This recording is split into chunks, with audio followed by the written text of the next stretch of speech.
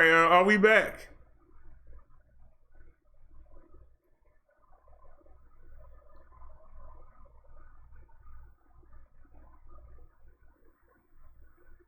Taking you a long time to refresh. I'll be an old man.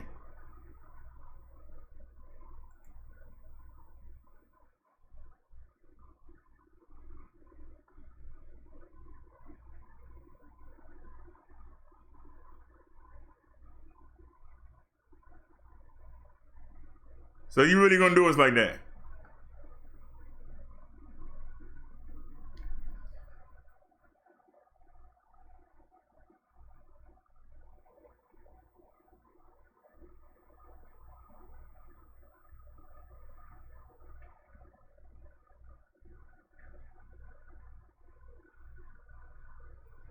Oh, okay. So y'all, are we live? I gotta turn the hotspot back on for the phone.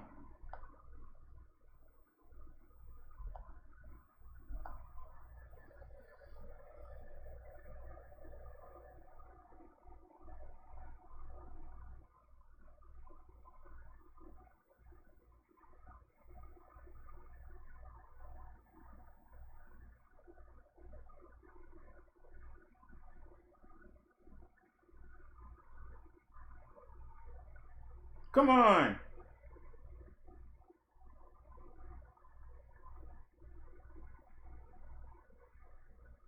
I actually gotta watch a commercial. I don't believe it.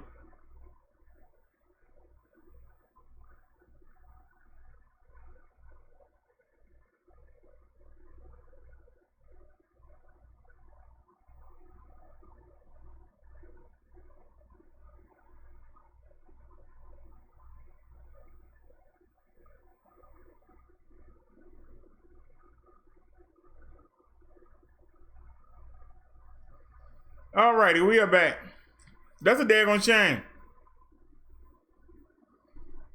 Through no fault of my own.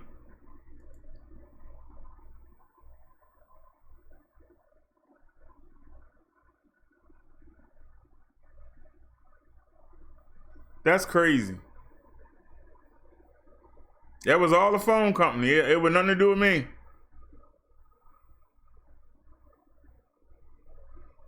I don't understand.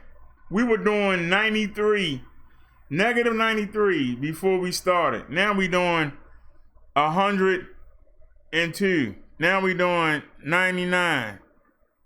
Now we got 100. Ain't nothing I can do about it, y'all. It's gonna do it. You know, just try and do the show. All we can do it. Like I said, when I'm at the mercy of the phone company. So can't cry about it. We got rid of the other line. So we gonna have to deal with it, that's all. Like I was saying,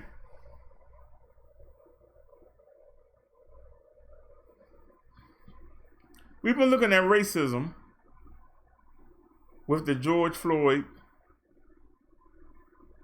with the riots that's been going on around the country, with the police defunding and rearranging that's supposed to be going on in certain states, with the statues that's been going down in the South, monuments that people put up because their feelings are hurt because they got beat. We have to make a new chat. So let's delete that chat. Pop it up. You got people that got their feelings hurt because they lost the Civil War. And so they put all these statues up to make themselves feel better, even though they got their butt whooped.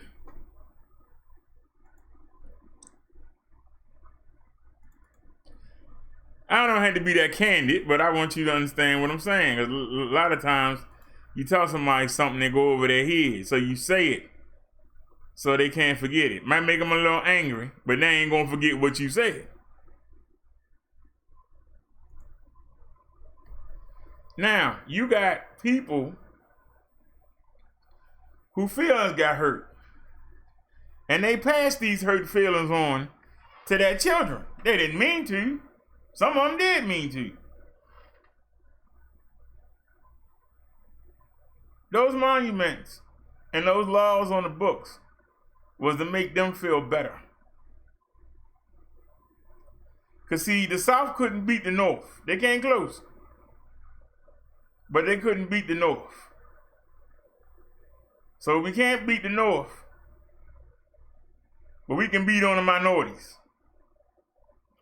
And we can set up Jim Crow laws, and we can set up statutes to remind them that even don't gloat about us losing to the North because we still over you. There's a difference between racism and being biased. As I was saying before we got cut off, bias is when you don't like a person, a group of people, or a whole race of people. And it can be different races of people. You don't like them because they don't look like you. You might have a narrow nose, they might have a wide nose. You might have a little button nose, somebody might have a big old pig nose. You might have round eyes and some might have slant eyes. Some might have Dr. Spock ears and some might have little itty bitty ears. Somebody might can run better than you or jump better than you, and you don't like them because you can't jump that way. So you talk about them. That's biased. What's going on, the driver? You don't need money to be biased. You don't need to be in control to be biased. That's just your biasness. In the real world, you being biased don't mean nothing. Except to the person you being biased to. If that person don't care, you have no power. Now, let's turn to the word racism. In order to have a form of racism, you must have some kind of power. To whereas you control everything that a person values. So now, you not only got your opinion, you can make their life hectic. You can make them lose jobs or not hire them for jobs. You can make them not be able to get a house. I don't want you living near me. You got the power, you can make sure it don't happen. I don't want your kids going to the same school my kids are going to.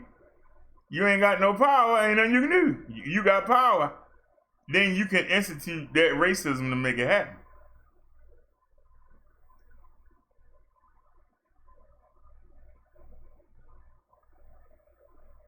I don't want you to be able to watch these informative shows.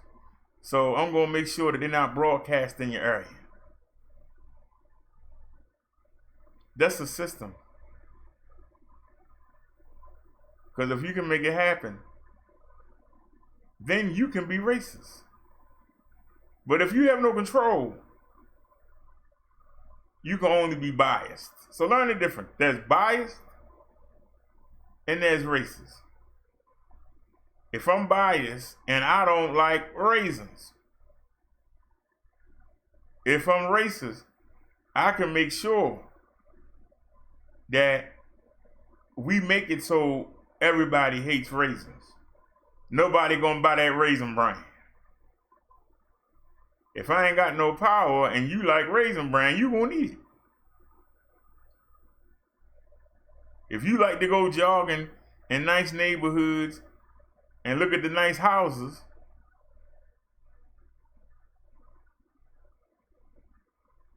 if we got the same power, I can't stop you.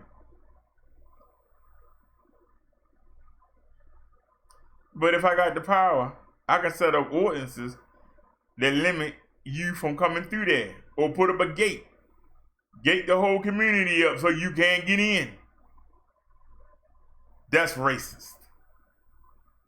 Do you understand it? Do y'all understand the difference now? There's a difference. I can say, you know, it's just too many Chinese people living around me. Maybe I ought to make an ordinance that says no Chinese people can live around me. Or maybe I can put a little word into the police department and say, every time somebody Chinese in here move around, harass them. When we go right, hey chink, go back to China.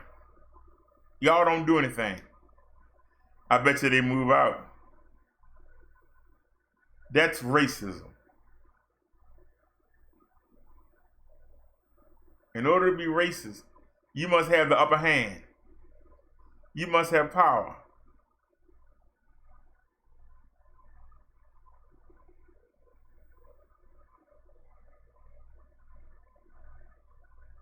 When it comes to the police, why do black people not trust the police?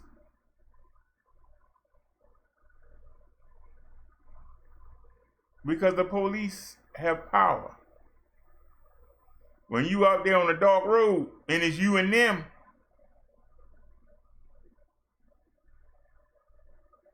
it's your word against theirs.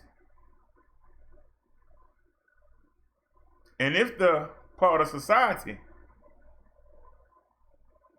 is racist and they are backing those road cops, you ain't got a shot now. They could just kill you and say, yeah, you was handcuffed and I patted you down twice. But yeah, he had a gun up his rectum. He had a gun up his butt, that's why I couldn't find him. And even though he handcuffed behind, and he ain't got the loose handcuffs, he got the tight handcuffs, he was able to get the gun from out his butt, and then he was able to bring it all the way around. Even though he handcuffed, he brought it all the way around and shot himself in the chest. Ain't nobody believed that story. But if you got a system of racism, you can make it go away. We all know it's a lie. Who got the power to do something about it? The sheriff of that same town. He was letting the state police and the correctional officers sick dogs on the prisoners. Somebody videotaped it and sent it to the authorities. The FBI, the federal government, even with the video, the racist people of that town let that sheriff walk. It's power. If you don't have power, you can't be racist. So you can tell me that they can lock up Martha Stewart. They can lock up Abby Lee Miller. But they couldn't lock up this sheriff when they had video and they had 10 officers testify against them and they still couldn't lock him up. Because the racist structure in that town, in that state, said they doing what we want them to do. Keep them ends in check. Keep putting the dogs on them. Don't let them walk in our neighborhoods.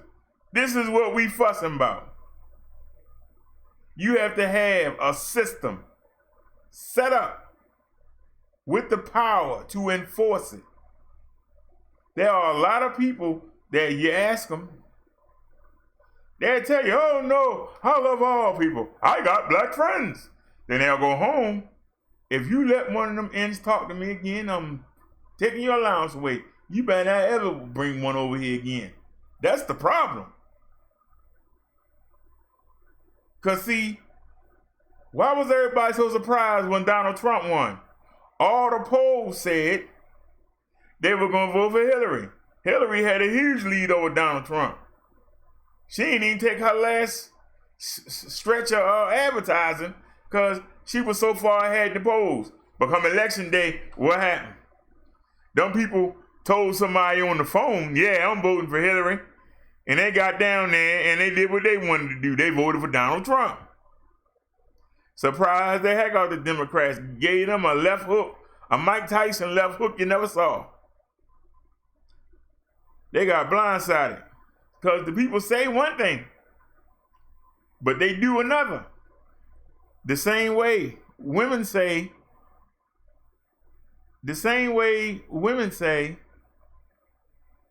well, you know, I want a nice guy that got a good job, that want to start a family, that's funny, that's got a good personality. And then what you seeing with? Some old swagged out weed smoking guy that's hitting on the back of the side of the head every daggone day. That's what they want.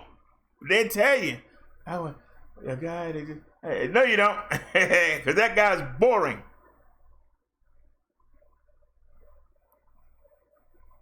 That guy's boring. The same way somebody will come over here and say, I love your show. You got good topics, and I love your chat. And then you don't see them again. You know why? Because they over there with the hooting and the hollering, and you're ugly, and you ain't got no edges, and you're bald-headed, and your teeth crooked, and your nose too big, and look at them fake eyebrows you drew on. That's what they want. They'll tell you that's not what they want. We'll go over there and check them chats. You'll see him right over there. He sure did. And let me tell you what he did last week. And I can tell you what he did last month. He did. Yeah, they right over there.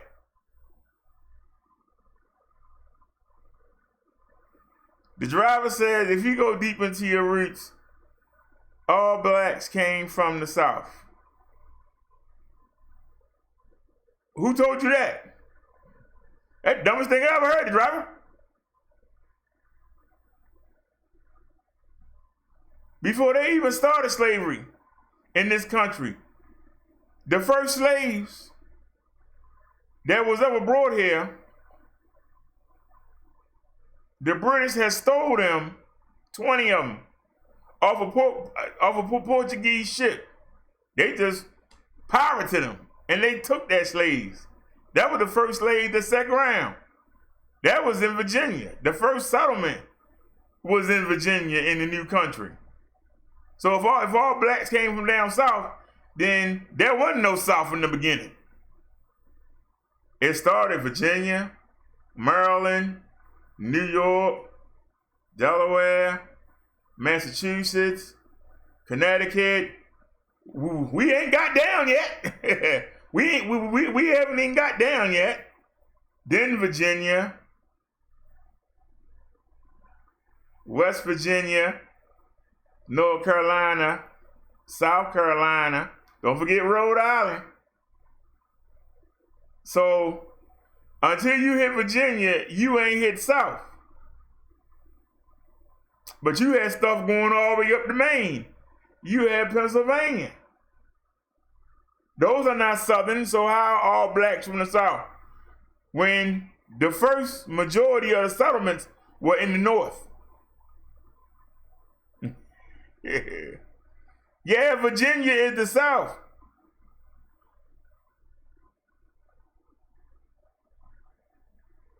Not all Virginia considered the South, though, is it?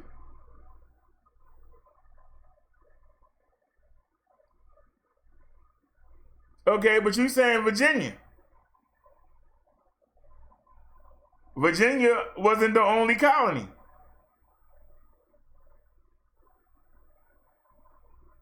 So like I said, what about Maryland, New York, New Jersey, Pennsylvania, Connecticut, Maine, Massachusetts? Those are all northern.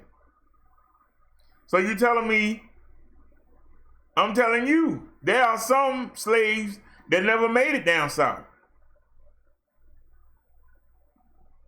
You got to remember, all the colonies had slaves in the beginning. But as those in the north started to produce factories,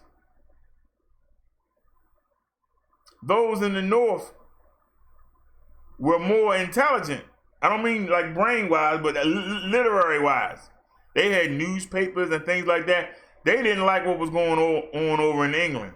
And then England abolished slavery over there. The North abolished slavery over here. The South said, nah, we need it.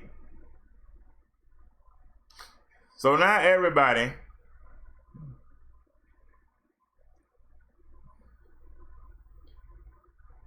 I thought Maryland was the Mason-Dixon line.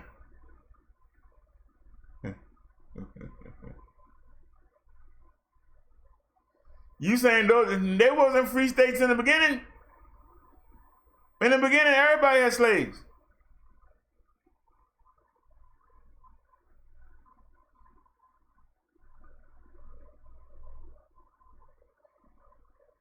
We read the other day that Francis Scott Key was a lawyer in Washington, D.C. and that he had slaves and that he had sent slaves to his mother. He sent an older woman and a younger woman to help his mother out.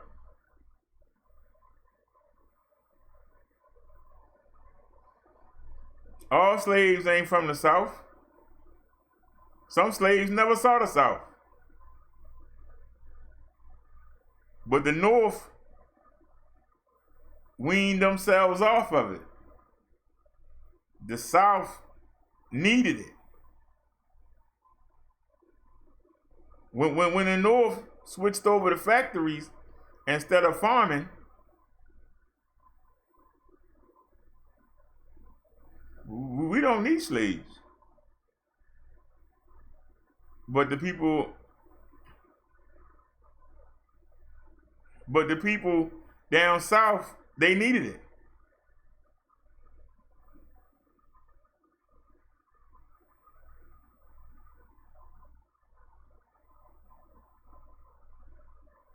Now, when they made the first railroad, they had the Baltimore and Ohio. The first railroad ran from Baltimore to Ohio. So Baltimore with the port was a good shipping industry. And that's why they started to come off of the farms. And they were doing more with the shipping and factories and bringing the products in and getting them to the boats. But you taking me off my topic.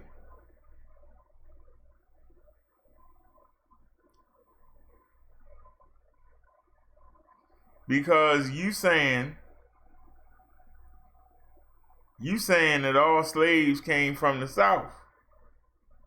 What laws did the slaves make for the South? It's doing it again.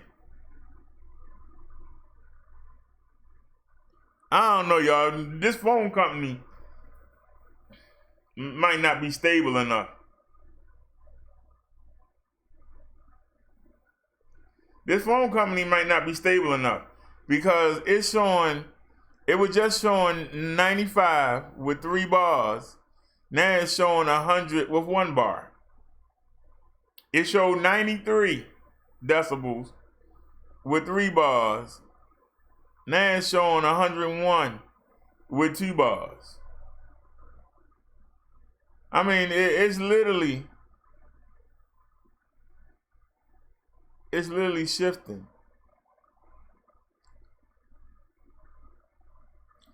The driver, you keep sticking on that, sir. But what that got to do with the topic of our conversation? I just told you that no black people set no laws down there. No black people did not set up the culture.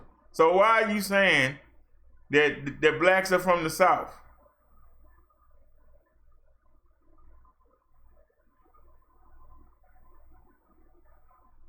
What blacks had the power to set up a racist system in the South during slavery? I'll listen.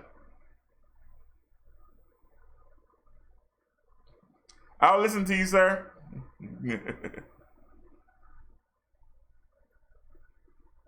Tell me some black people that had the power to set policy, who had the power to set rules, laws during slavery. Because them being from the South don't mean nothing. If you want to go that route, sir.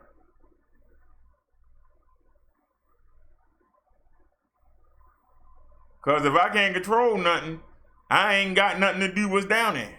I'm just there. I'm not running nothing. I'm not setting no policy. I'm not setting up no laws.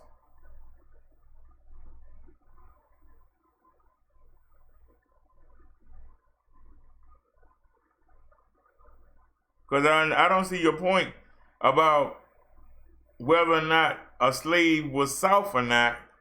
They had no control over anything. So what is the relevancy? In order to be racist, you must have control. You must have power.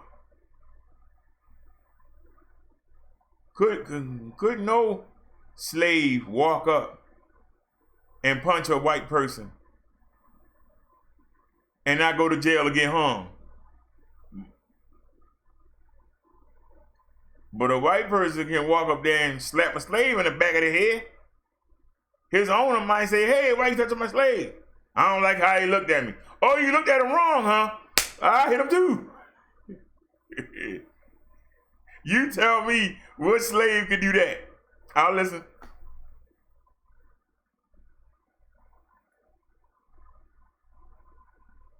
You tell me what slave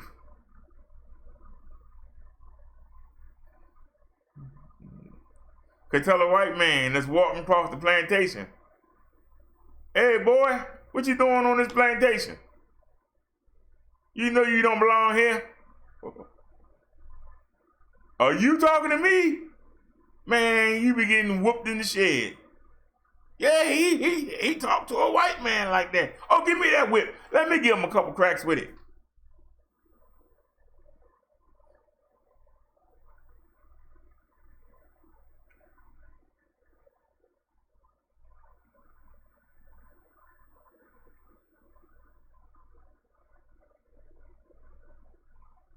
I understand your point, but I don't see the relevancy.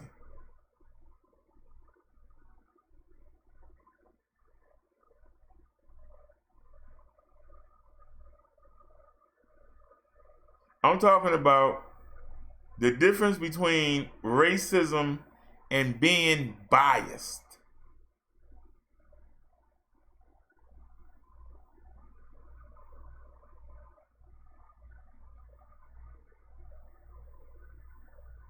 If somebody come in the chat right now and say, "I don't like them headphones that Naya got in her avatar. She must be a terrible person. I'm not going to talk to her while I'm here." Do you think Naya would care? Would Naya feel threatened?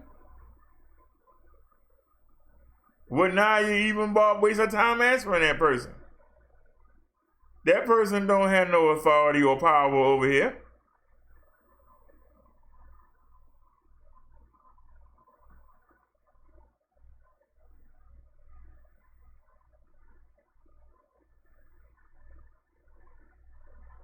If that person kept picking with Naya,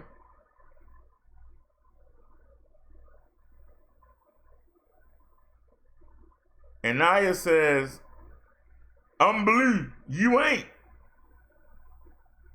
If you keep it up, I'm gonna block you." Naya has power. That troll don't. That troll can be biased against Naya.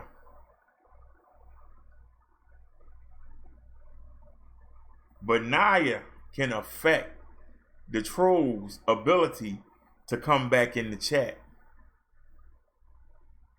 because of the blocking system that you have as a wrench holder. That's a system.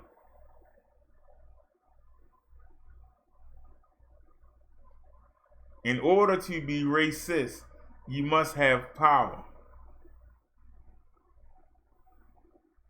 The driver says, "BD, my great-grandmother was forced to cheat on her husband with a white man. The white man owned everything they had.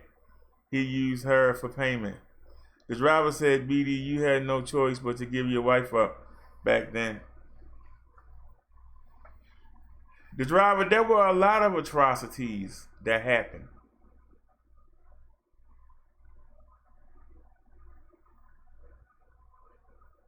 And black people have made a lot of advancements.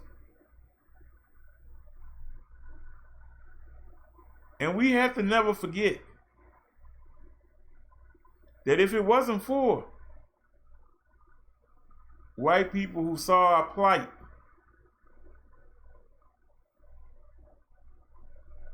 and didn't just go along to get along, but actually said, no, this needs to stop, we would still be in chains. That's why I say all white people are not bad. The majority of them aren't. They're good. But it's this sector that just won't let it go. And the problem we having is, see, you got a lot of people that said, well, we set them free. We gave them the right to vote. They can go to school with us. They can use the same water fountains. They can eat in the same restaurants. All right, y'all. Y'all good. All right, I'm going back to my life. And they just leady, like everything is so great. But them people who you went against, they still there. And as you go off and think your job is done, they working behind the scenes. Okay. All right. The law says I got to take your application. It ain't say I got to hire you.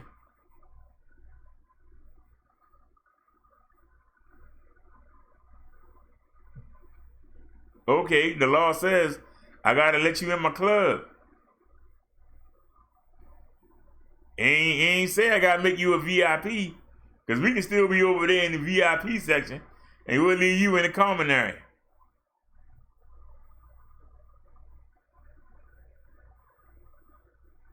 You know, we don't want y'all coming through our neighborhood, so we gonna take care of the cops and make sure that they keep you out.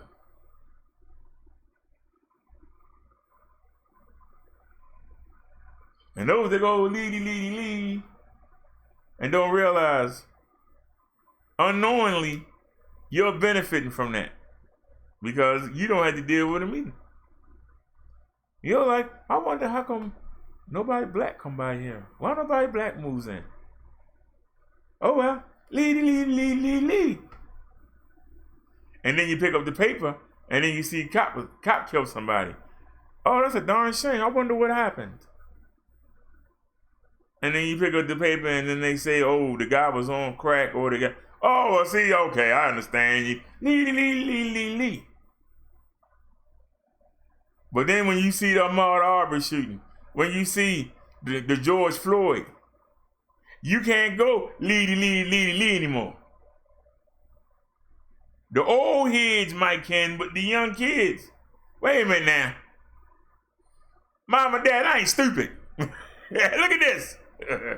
Oh, you know, he probably was on drugs or something, you know, he's just another useless guy, and they used to work together, huh?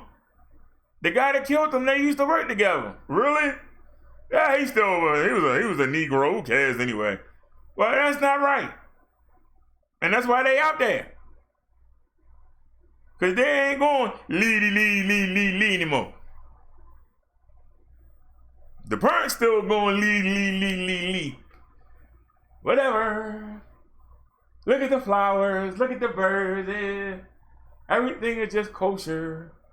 110,000 people dead. Who cares? The world is still great. La la la la la.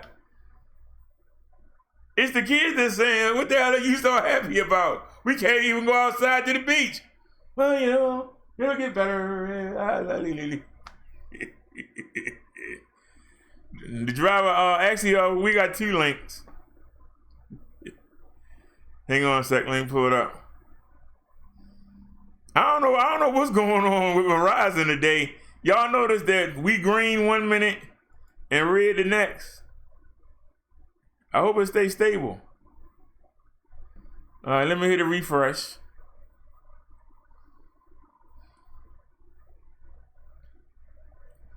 Yeah, I made a mistake, but I got to keep this company until I get my $100 rebate check. Oh, that they're gonna phone. All right, where's the? Wait a minute. Now you had a link too. Let's see. Where's Naya's link at?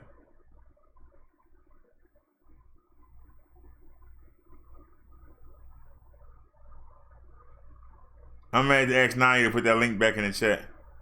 All right, y'all. This is the driver. Tucker. Send us your old commercial. Good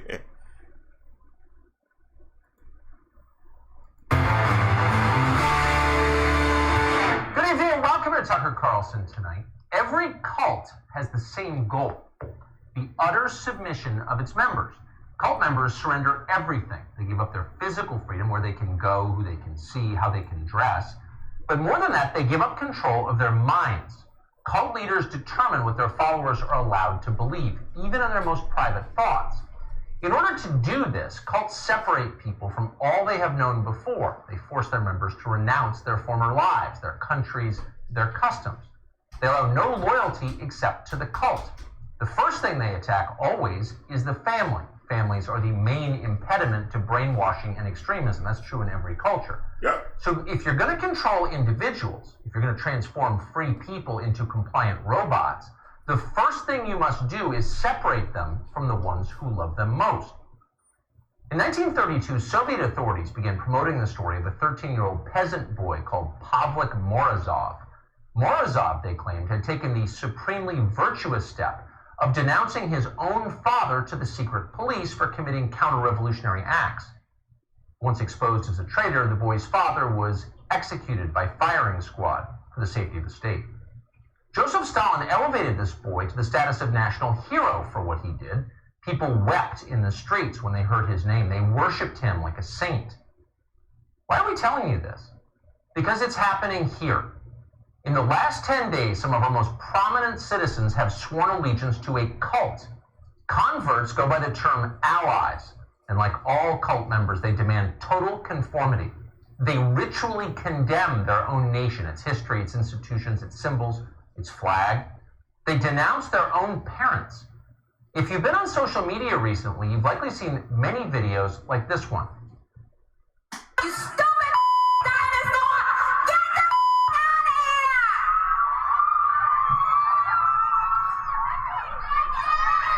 I'm sorry, you guys. That is a child attacking her mother and father for the crime of insufficient loyalty to Black Lives Matter. Reporter Hannah Lustig of Insider.com wrote about that video, and she strongly approved of it. What you just saw, Lustig wrote, is a young person, quote, modeling the most important tenet of allyship. Modeling, meaning something done to encourage others to do the same. It's effective, and in this case, it's working. Here's a 15-year-old from Louisiana called Isabella. There are many like her in America right now. I literally hate my family so much. It's just... They just trying to argue with me that George Floyd doesn't, they're just trying to tell me that, he deserved that because he did something wrong, and that it was okay. That is not okay. And it's just making me so upset. I don't know why. I do not want to live here. I hate living in Louisiana. I hate living around these racists. I just want to leave. I hate my family so much. Just a week ago, it would have been hard to imagine that. Now, Isabella is a social media star. Celebrities tweet their approval at her. She may have her own cult following before long. But the revolution is young. Children attacking their parents is just the beginning. On CNN today, a man called Tim Wise told viewers that going forward, parents must hurt their own children. But let's pause that a second. I want to go back to that. The parents were trying to excuse Derek Chauvin's behavior. The daughter is not stupid.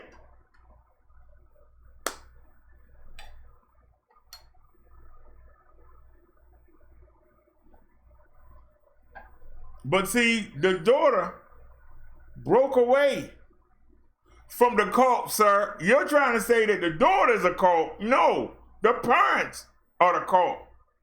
Because they all sat around, that daggone Derrick Chauvin boy, it's too bad he gonna do some time, but yeah, I wish more of them cops did that. Yeah, he deserves to die. He should have did what they said. That's the problem with these niggers nowadays. These niggers, they ain't got too fancy dancy now.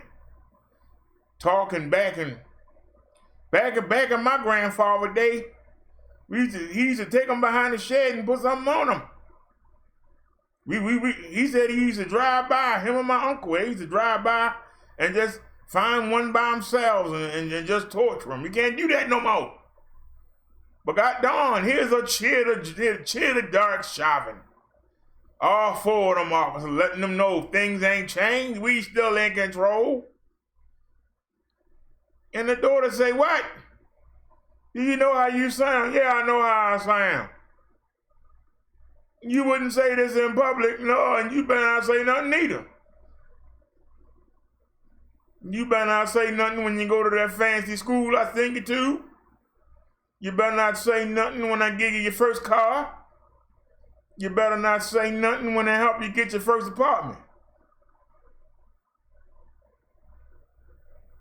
I don't send you out there to get knowledge about how to deal with people. I send you out there to make money. You keep this here in the house. That's why she wanted to leave.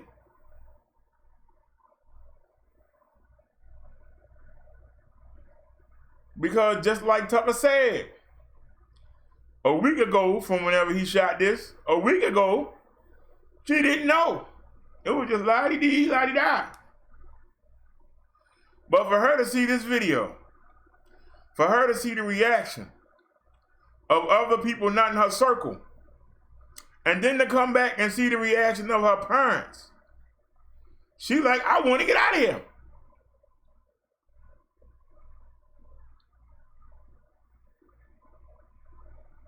This is why most kids don't want to live near their parents. As soon as they can get out the house, they gone. They'll come by and, how you doing, mom and dad? And then here go the grandkids, kiss them and hug them and see ya. Because they know. That's why they can't wait to get away from them. I think the important thing for white parents to keep in the front of our mind is that if black children in this country are not allowed innocence and childhood without fear of being killed by police or marginalized in some other way, then our children don't deserve innocence. If Tamir Rice can be shot dead in a public park, playing with a toy gun, something white children do all over this country every day without the same fear of being shot, if Tamir Rice can be killed, then white children need to be told at least at the same age. If they can't be innocent, we don't get to be innocent. Your children are no longer allowed to be innocent, says Tim Wise. Happy childhoods are a sign of racism. The man saying this and being affirmed by CNN's anchors as he does is a self-described anti-racism activist. He's been saying things like this for a long time. More than once, Tim Wise has suggested that he approves of violence against those who disagree. How does Tim Wise make a living? Well, in part by lecturing students. Your kids may have seen him speak. They've almost certainly heard a lot of people like Tim Wise. In America's schools, the revolution has been in progress for quite some time. Rochester School District in New York has created a Black Lives Matter themed lesson plan. The teaching materials dismiss America's bedrock institutions, indeed America itself, as inherently racist. Suggested questions for students include, how does mass incarceration function as a mechanism of racialized social control? One specific racial group is singled out for exclusive blame. The curriculum promotes a book entitled White Rage, the Unspoken Truth of Our Racial Divide. In other words, children, there's a reason hatred and inequality exist. These people did it. That's what your kids are learning right now. That's not an overstatement. Yesterday at Darien High School in Connecticut, Principal Ellen Dunn sent an email to parents in which she promised to increase the, quote, race-conscious education of our students. In order to achieve that, Dunn distributed materials from the Southern Poverty Law Center. Now, ironically, the Southern Poverty Law Center is itself a hate group that has been documented extensively, but now their agenda is the school's agenda. It's what your kids are learning. In Washington, D.C., an elementary school principal in the affluent northwest section of the city recently wrote a letter announcing that, quote, "We need more white parents to talk to their kids about race, especially now." The letter singled out, quote, white staff and white community members, whom the principal alleged had committed, quote, both macro and microaggressions against staff of color. The principal did not specify what those crimes were. She didn't need to. Their skin color was their crime. This is a national theme. It pains us to tell you that, but it's true. It's incredibly destructive and dangerous.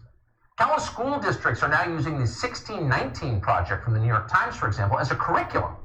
That project is the work of an out-of-the-closet racial extremist called Nicole Hannah-Jones. Sometimes it hurts to be right. Sometimes it hurts to be right. What was I telling y'all yesterday?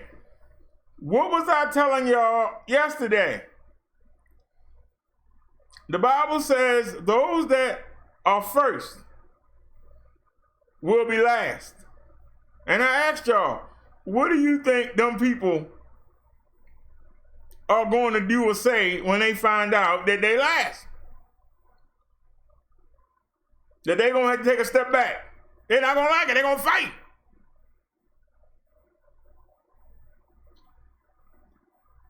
Because this is the problem that I kept trying to stress.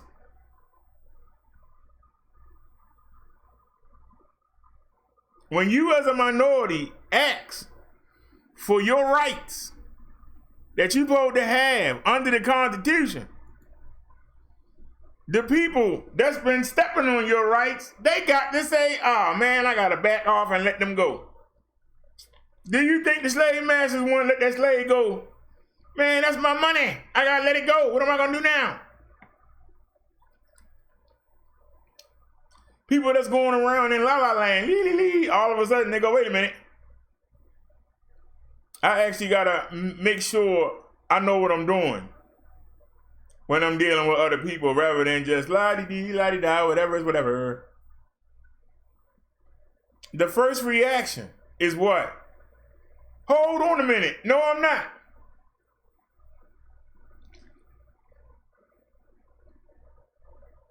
I've always parked next to somebody white. Now you telling me I got to park next to a Jack?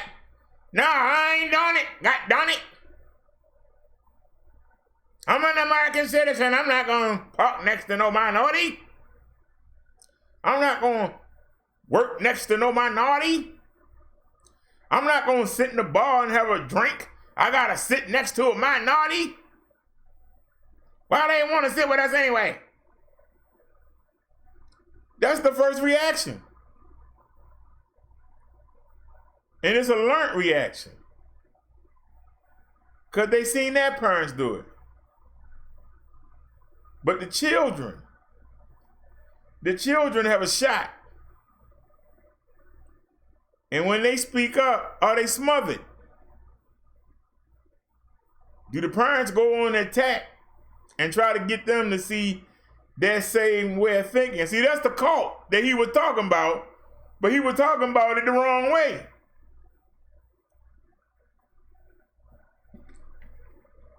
Well, I know you and made friends with them and you like them, but you got to understand,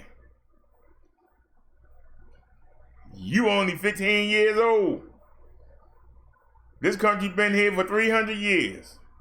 So you really think because you went and you made some black friends that everything changed now? Nah, I don't think so. No, you can't have them over the house. Because what the neighbors going to say? What your grandpa going to say? Huh? They going to call us in-lovers.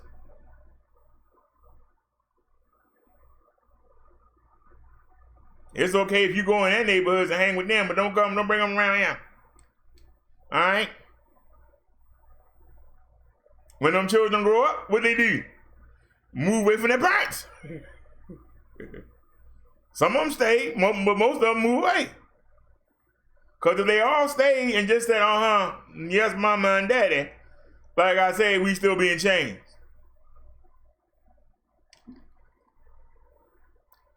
That girl had enough sense to know, I know what I saw.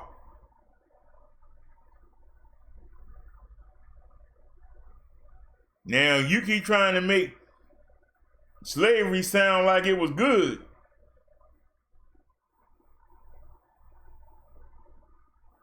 But I see what them cops were doing to that man. And they didn't seem concerned about it. So imagine what they did back then. I don't want to be a part of it. Some kids say, hey, whatever is whatever. Hey, all right, I won't hang around black folk no more. I won't hang around Chinese folk. I won't, hey, whatever you say, mom and dad.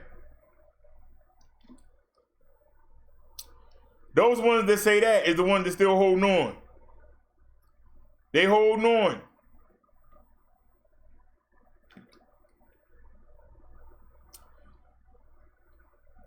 I don't understand the fear. Because that's what it is fear.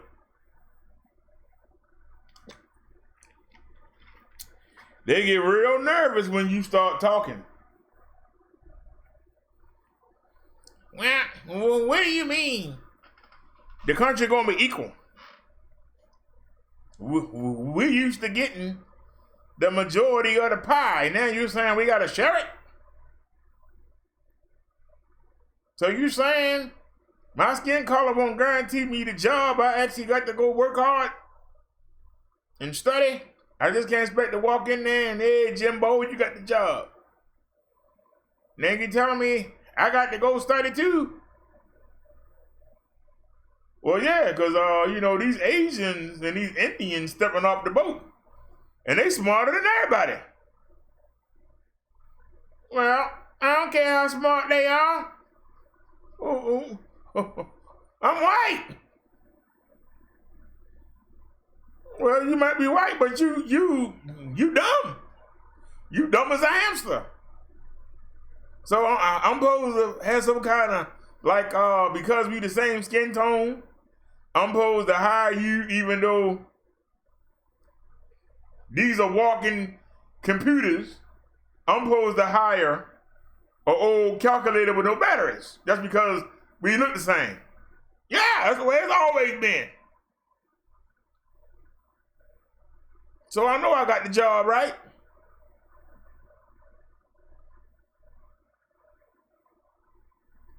What you mean, no? All right, I'm going, something, okay. Then a week later, that job burnt down. Week later, it's a federal probe. Do y'all see? You asking people to come up their comfort zone.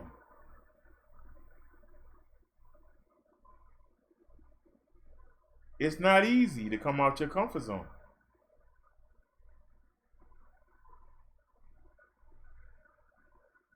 It'd be like you live in an all-black neighborhood. You know, if you go in a white neighborhood, you're gonna get followed around. So you stay in your black neighborhood. But then the Mexicans move in. You got trash all on the ground. Porches look a mess. Backyards look a mess. The Mexicans come in, they natural landscapers.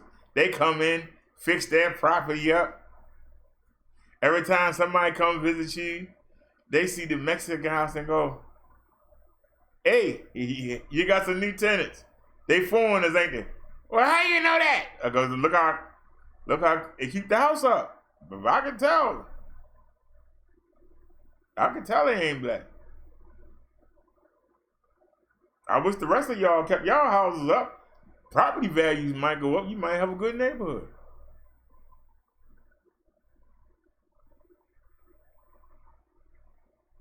You would be offended. the same way they offended. Because when we got the green light to move up in the good neighborhoods, those of us that could afford it, what's the first thing we do? We come in there, hook everything up. Same way we hook a car up, we go hook the house up. Their neighbors come by, hey, you got some new neighbors, check it out. I like that. Yeah, black people can move here now. Oh, that's black people doing that. See, all black people ain't bad. They got the house look better than yours. What do you think that person is thinking when they being told that? I just gave you 2 examples from both sides of the field.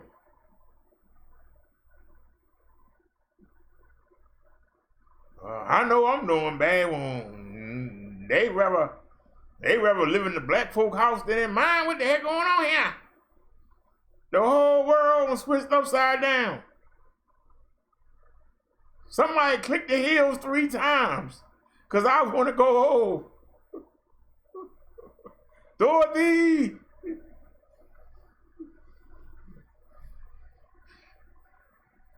Y'all don't realize when people used to run in something and then they have to share it, especially when they've been raised to believe that they superior to it, do you think that they just gonna say, hey, come on in, take it, Eagle? No, they're gonna fight you. They're gonna fight to keep their old way of living. They'll fight to the death. Because they believe they doing it for their kids.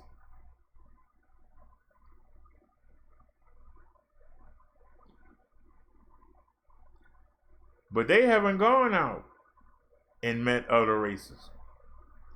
The kids are being exposed to them. They only exposed to them when they have to be.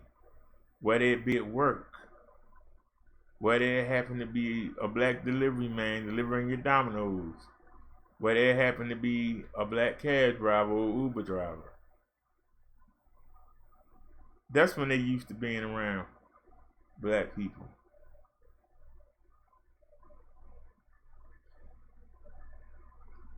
But their kids go out and seek it. And when they say, hey, these people ain't the people that's on TV, they all ain't like that. Parents say, yes, they are. I just watched the news. I was just watching Fox News yesterday. They had 5 black people on there. And the kids are like, Mom and Dad, that's not how they all are. Yes, they are. God darn it. That's why we had enslavement back in the day. And they ain't got no sense, no morals. They savages.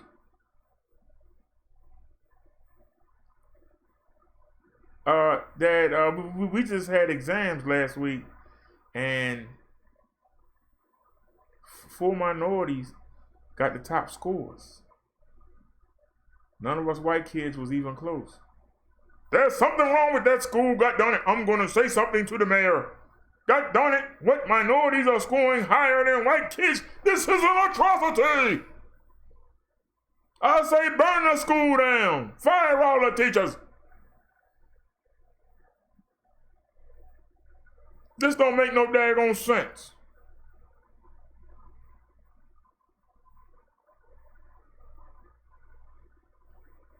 Y'all might not like what I'm saying, but you know that conversation is being had somewhere in this country.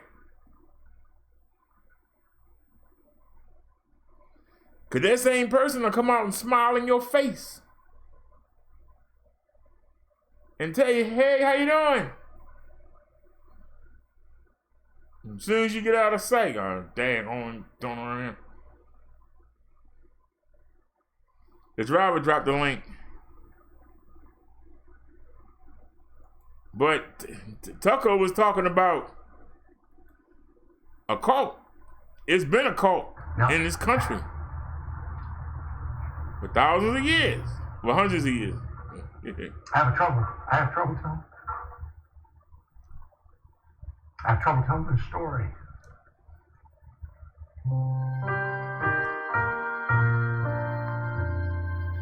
There's the white privileged boy McCallie grew up ignorant and deeply bigoted. As a 10-year-old, I got on the bus for my school. Everybody was black. Except for one seat, there were no seats, and a black lady was sitting beside that seat.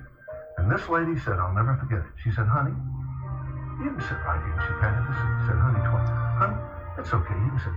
Elaine, I sat in that seat like this. I didn't move a muscle for 3 miles. I got off first. I went home. I didn't tell my parents I'd sat by a black woman.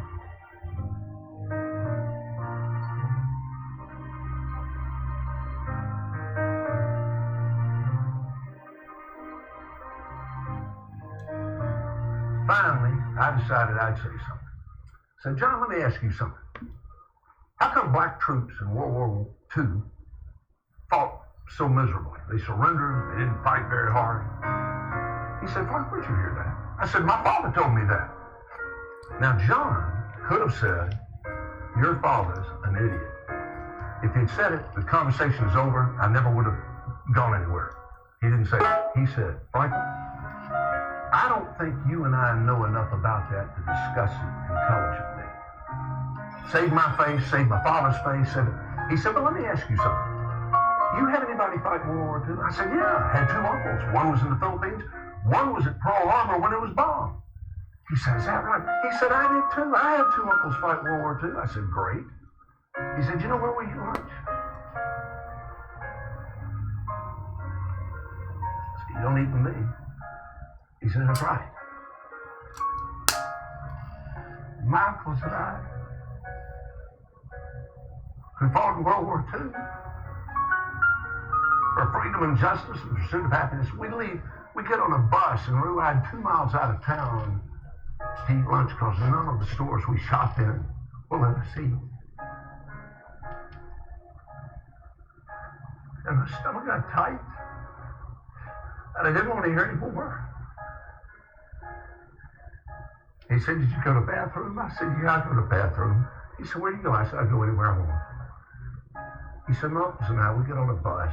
We ride 2 miles out of town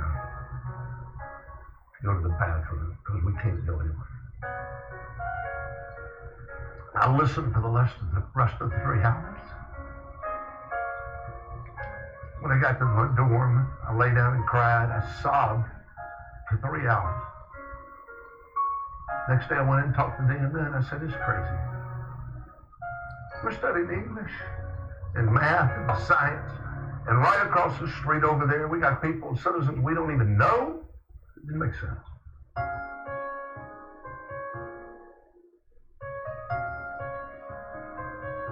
I'm going to tell you, as this white person sitting here, I am absolutely certain I did it.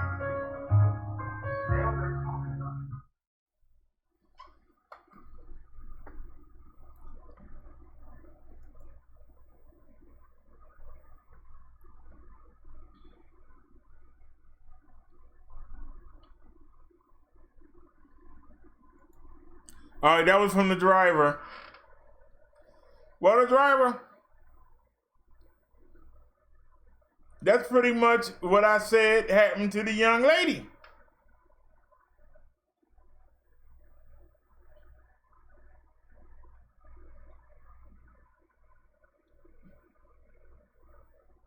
The parents lied to the kids because their parents lied to them. And their parents lied to them. You don't know what it's like as somebody who used their license to make money for most of my life. I had to pick up a variety of people. And a lot of people I would pick up, they would be surprised that I could carry on a conversation with them about politics, religion, and other things, because most of the drivers they encountered could not. And I would get requested a lot because the people really like to talk, and they ain't had to dumb down their conversation. Sometimes it be long rides. And I could get into some good debates. That's how I learned how to debate. Playing the dozens growing up, and then I used to drive people around, and I had to be able to handle myself. And they would get in the car and they would say, you got Sean Hannity on? You got Rush Limbaugh on? They would be surprised. I would say, yeah. I like to find out what's going on. And then, at 6, the black radio shows will come on the college station, WEAA.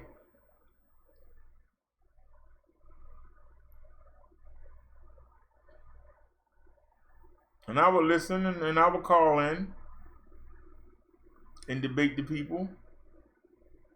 And that's why I'm good at debating.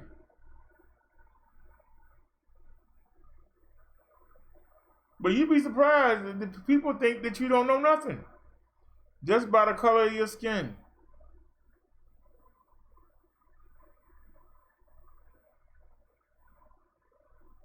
People would be surprised when you would greet them nicely. And it wasn't that old fake greeting. Like, hey, how you doing there, Mr. Hustler? How you doing there? Hey, can I help you with your bag? What's going on with you today? What's happening? How was your flight? And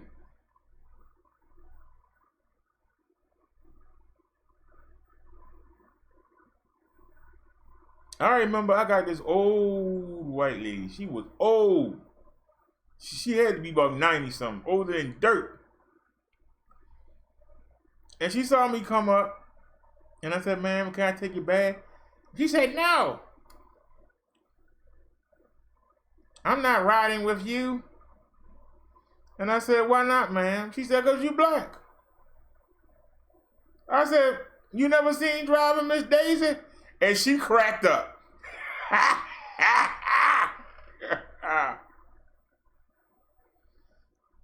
Well, I'm scared to ride with black men.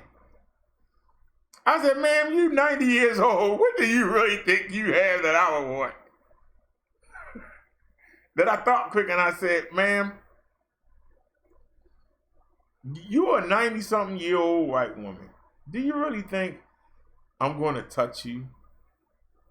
Even if you was a 25-year-old bombshell, do you really think a black man going to touch you?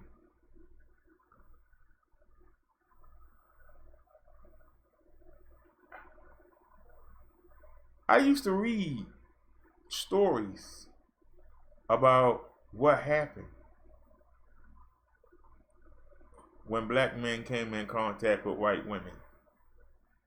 The lynchings, the being hung upside down.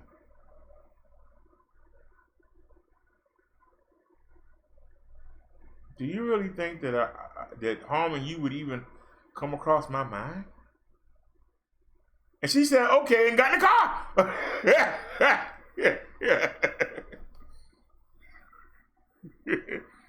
and talking to me the whole way like I was a grandson.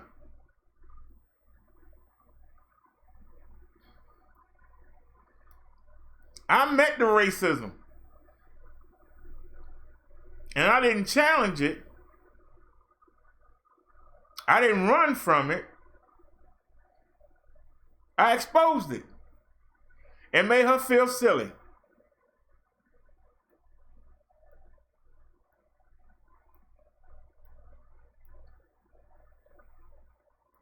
And every time she came to town, she would ask for me. I carried that as a badge of honor.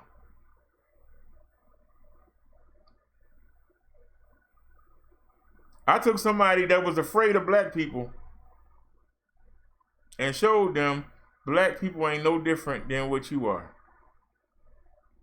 Now, back when she was a young girl, she probably used to see her father and grandfather and brothers plotting all kinds of things to do.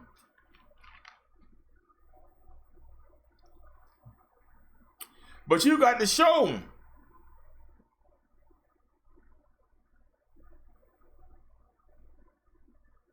that everything that she been told was a lie. I told y'all yesterday, I have no idea why somebody white would fear somebody black.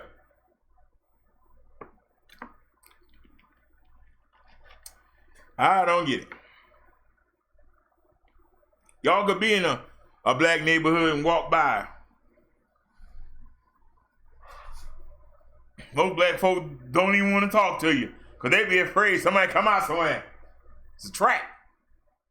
See, I told you. White person can't walk down this street without some dang on ends jumping on them. Everything. Yeah, they be like they don't see you.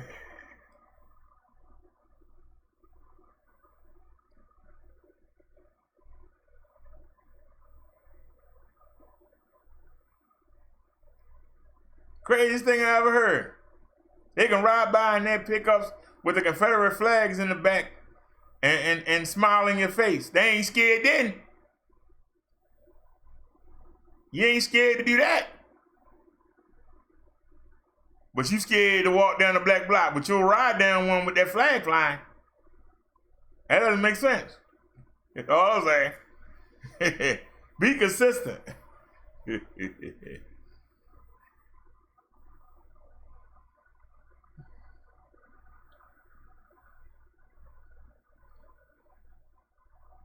You know,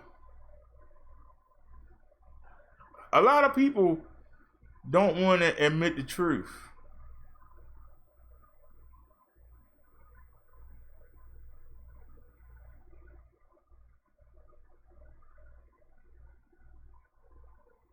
Admit it. A lot of people don't want to admit the truth.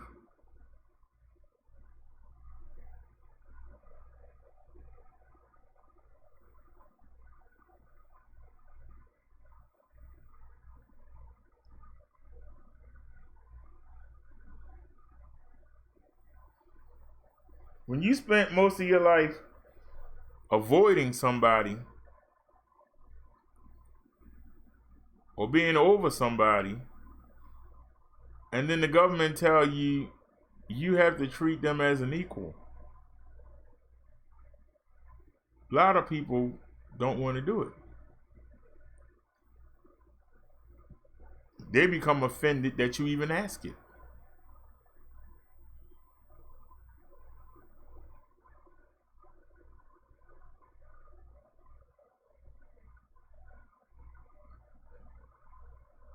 My great-grandfather believed they was inferior.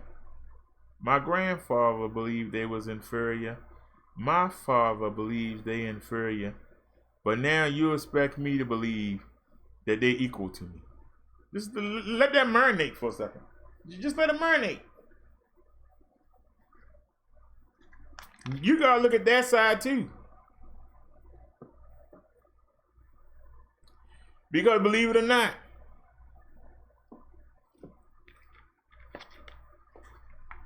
it ain't that hard. Because truth be known,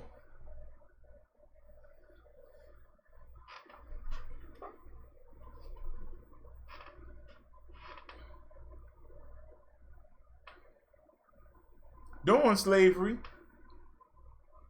and after slavery, the old woman of the plantation, she ran that house. The old black woman ran that house.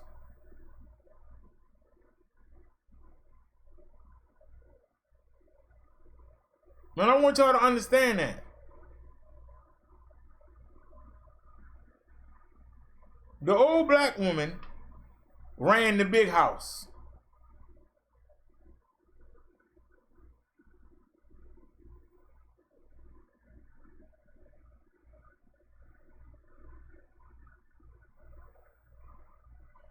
The black woman looked after and took care of the kids.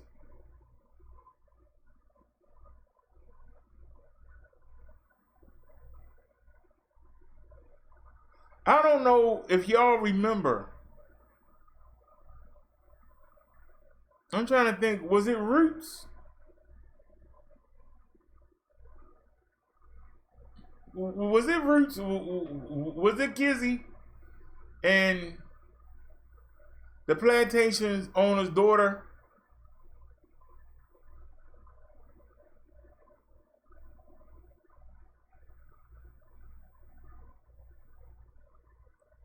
She told Kizzy, "You are my best friend." And as my best friend, I told my daddy to give you to me as my personal slave.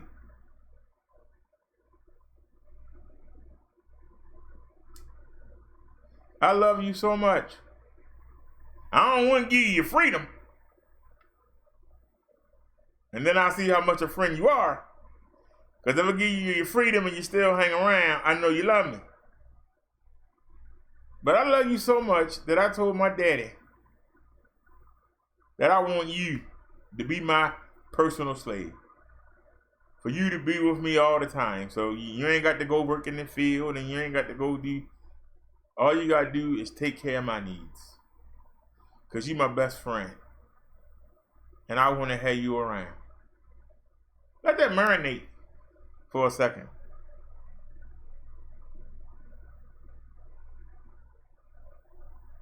You're my best friend, but I own you.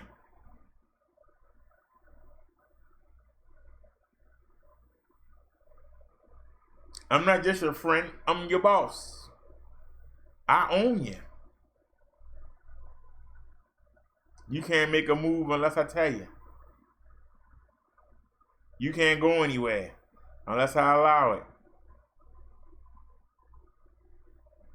If I tell you to sit in the closet all day, you got to do it. If I'm in this nice big bed, you got to lay next to me on the floor. And if I need something, you got to get up off that floor and get it. But in that young girl's mind, you was her best friend.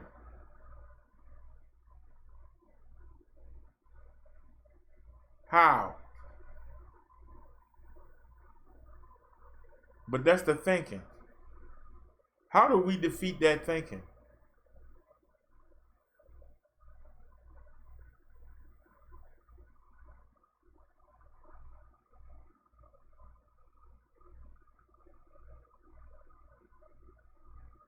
Because see, if you don't do what I want, even though you my best friend, I'm going to have somebody whoop you. And make you do what I want. Whenever I want. And how I want. If that's her best friend, I sure as heck wouldn't want to be her enemy. What did she do to the enemies?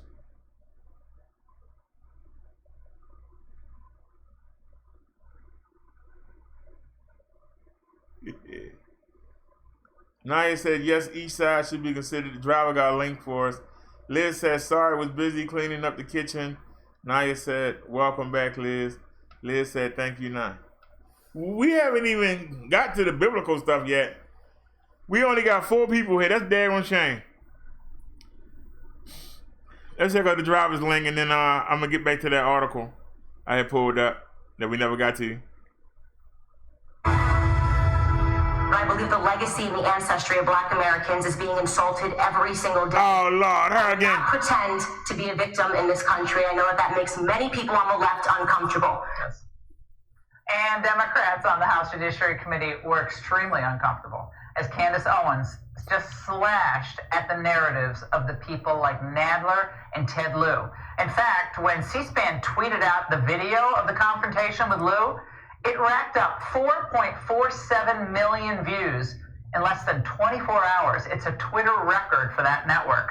Joining me now in her first interview since the explosive hearing is Candace Owens herself. She's the comms director for Turning Point USA, and Leo Terrell, civil rights attorney. We have both sides represented here tonight. Candace, why do you think that your moment, and I watched it from beginning to end, has drawn such attention, and what has been the reaction to you personally since?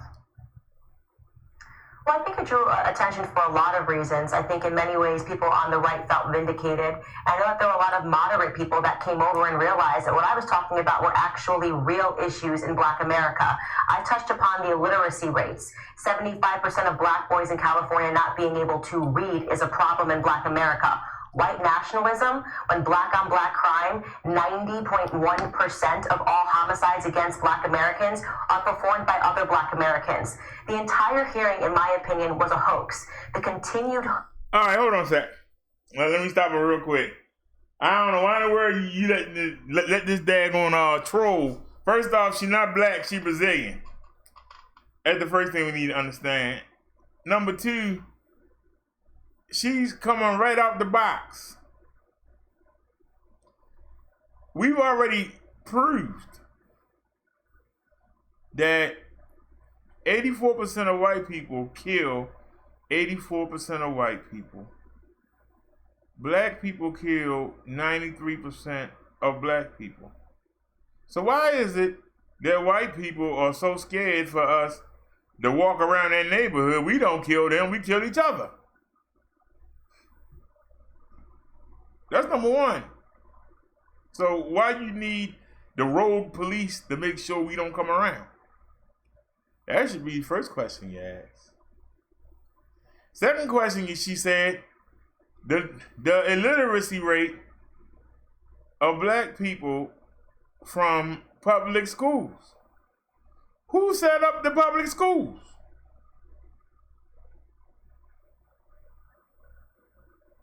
Why is it that the white politicians make sure that their kids have the best computers and best teachers, and make sure that the public schools don't?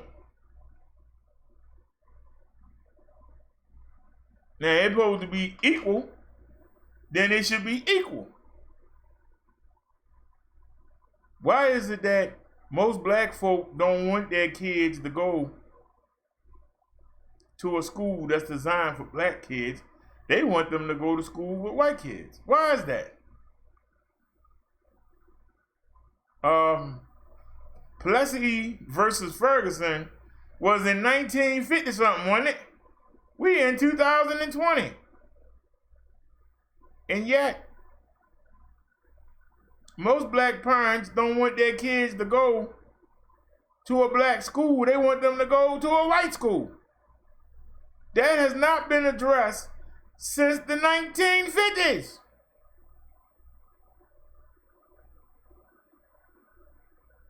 Who makes the schools? Why haven't they made the schools equal? So you blame the people that send their kids to school, a school that's supposed to be equal. Now, you could say, as I say on this channel, that we need to hold the politicians accountable, that we need to go visit the schools, go actually check them out, not just send our kids there, and trust what the government is giving them. We need to go investigate ourselves, and we need to go cause a stink and a ruckus. Because I guarantee you, the white people wouldn't let their kids go to a city public school. I guarantee you. They be, and if it's some whites there, they poor. If it's some whites there, they poor.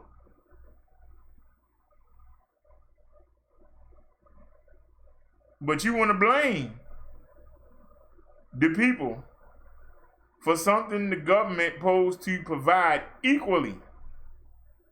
So you saying the kids are illiterate. That's because the schools are bad.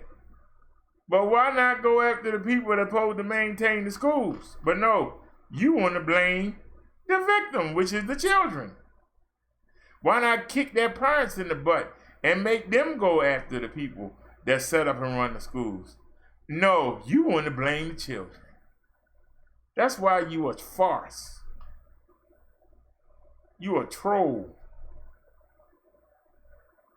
But let's get back to it. Let's get back to the troll. folks on Black America, which comes to us from Democrats who want us ultimately to fail by focusing on something that is not harming us when you look at all of the other issues that we are facing. Now, Leo, you watched, I'm sure, at least part of what Candace said yesterday. Your reaction?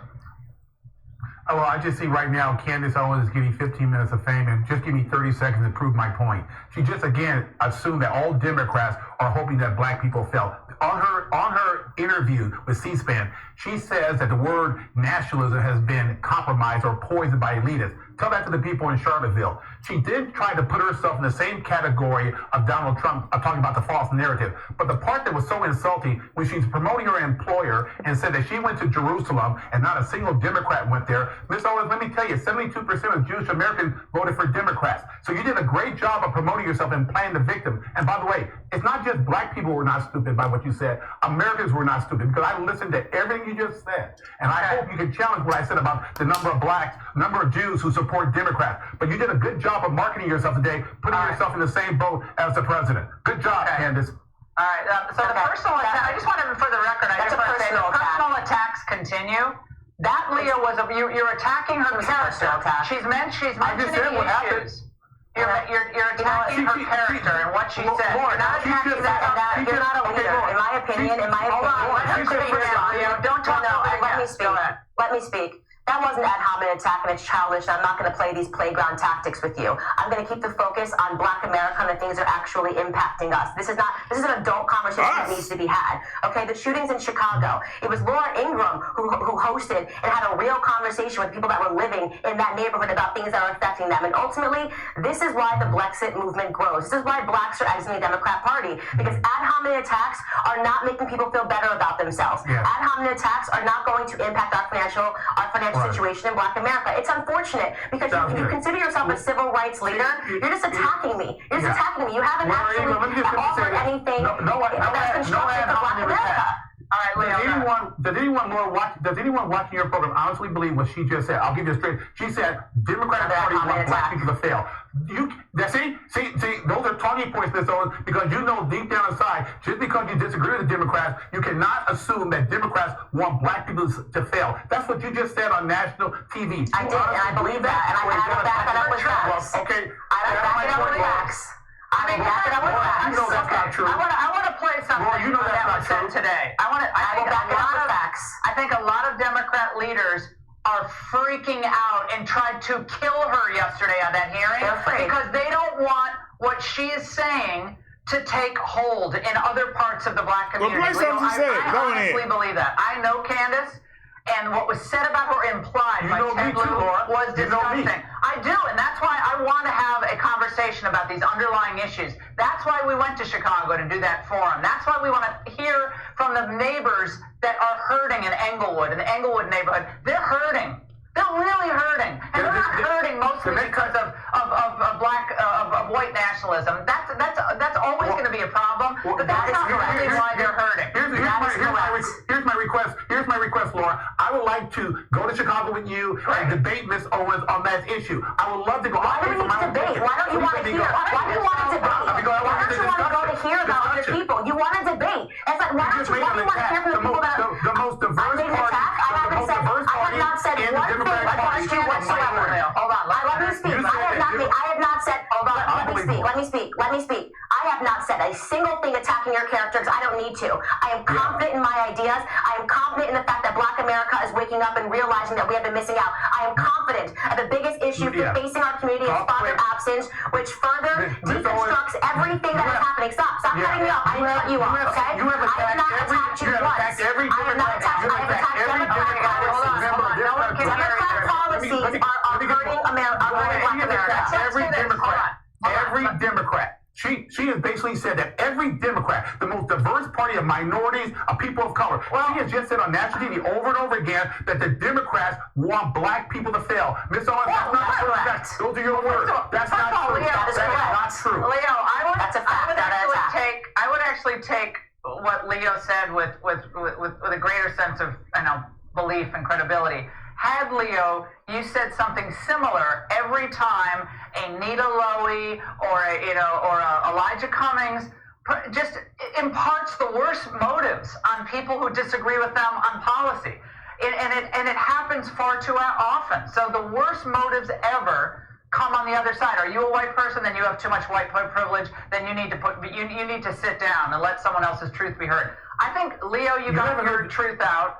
You got your truth out. Candace got her truth out. And I think we do want to have problem solving done on both sides. We want problem solving on this show. And that means we have different points of view heard. And Leo, you can come to Chicago. Candace, we actually could roll up our sleeves and get something done. I don't like neither of the three. I think the three are full of crap.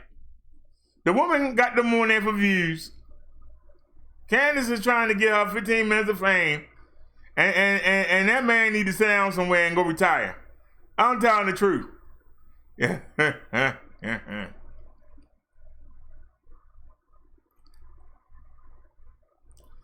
The driver says, I kind of agree with her on this one. I hope I don't offend anyone. Well, first off, she started out saying that black people was illiterate. I don't know what color your governor is. We've never had a black governor. So the schools are inferior. That's the governor's problem. And also the parents of the children.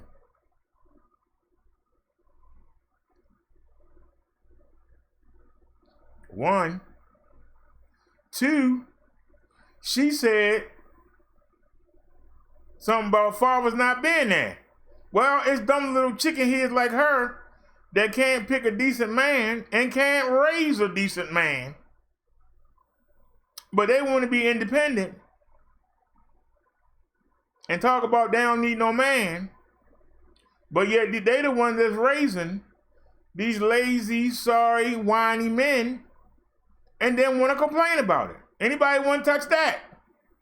I'll listen. I will listen. Anybody want to touch that? Where you at, the driver? You said you agree with her. I just told you the 2 points she made when she was up there. Took me seconds to chop down both of them. So I'll listen. You said you agree with her. I'll listen.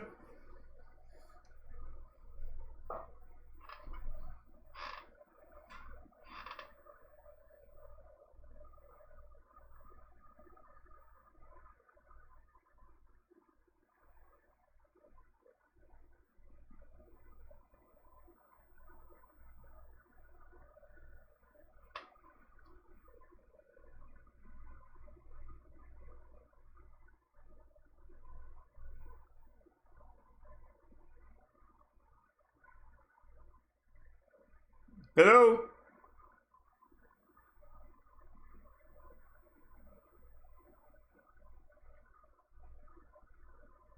She said that the black people were illiterate.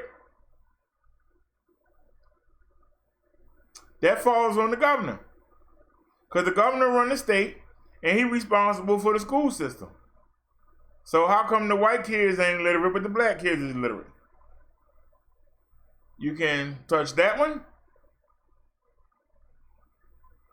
I told you I didn't like none of them. I thought all three of them was fake.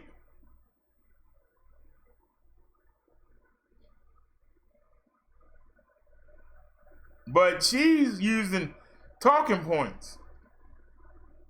Once you make a talking point, you got to be able to explain it. She didn't explain it. Why is it that the black kids are illiterate? She didn't say. She said black men are not home. Did she say why? I'll explain it to you in under a minute. She can tell you the problem, but she ain't got no answers. Ain't got no solutions. So why is anybody listening to her? That's my question. She said that black people were illiterate.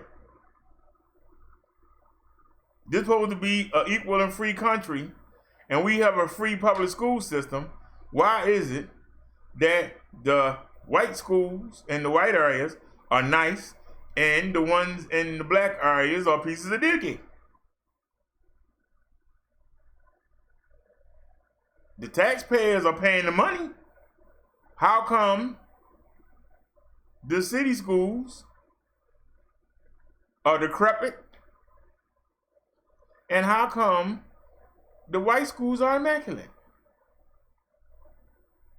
How come the teachers are better in the white areas than they are in the black areas? See, if you're going to give an issue, break it down. Don't just give me a talking point.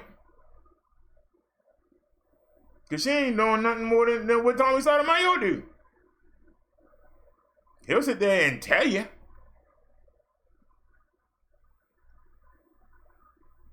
Black women always calling the white cops on us because we don't pay child support.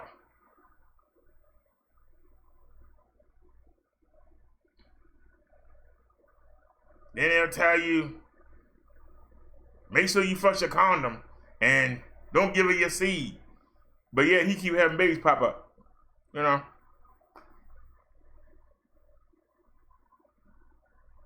Ain't gave you a solution. And then say, don't be like me. No, you want to tell me something, tell me the how in the beginning, how it started, tell me how it is in the present, and tell me what we can do to stop it in the future. Don't just give me one little highlight and then keep going. No. Look at this. Isn't this wrong? All right, now look at that. No, wait a minute. Let's go back to the first one. Hold on. You said it's wrong. Why is it wrong? How can we stop it from happening? How can we improve on this? Now, I already showed you that. Now I want to say, no, we're going to get this first. Before we get to number 2, we're going to deal with number 1.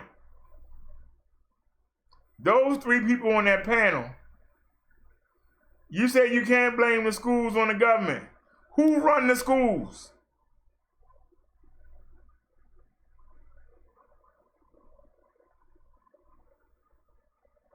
Who runs the school, the driver? It ain't just the government. It's the state legislatures, the mayors, the school superintendent, and also the parents of the kids that go to that school. Why they not kicking those people I just named in the butt? Because I guarantee you, the white people ain't going to have their kids going to an inferior school. They're going to be out there moaning and groaning. Why don't we go moan and groan? Why don't we value education?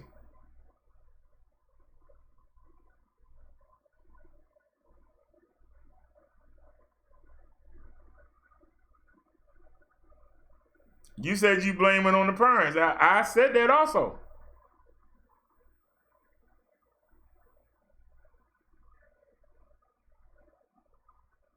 Because black people don't put no pride in education.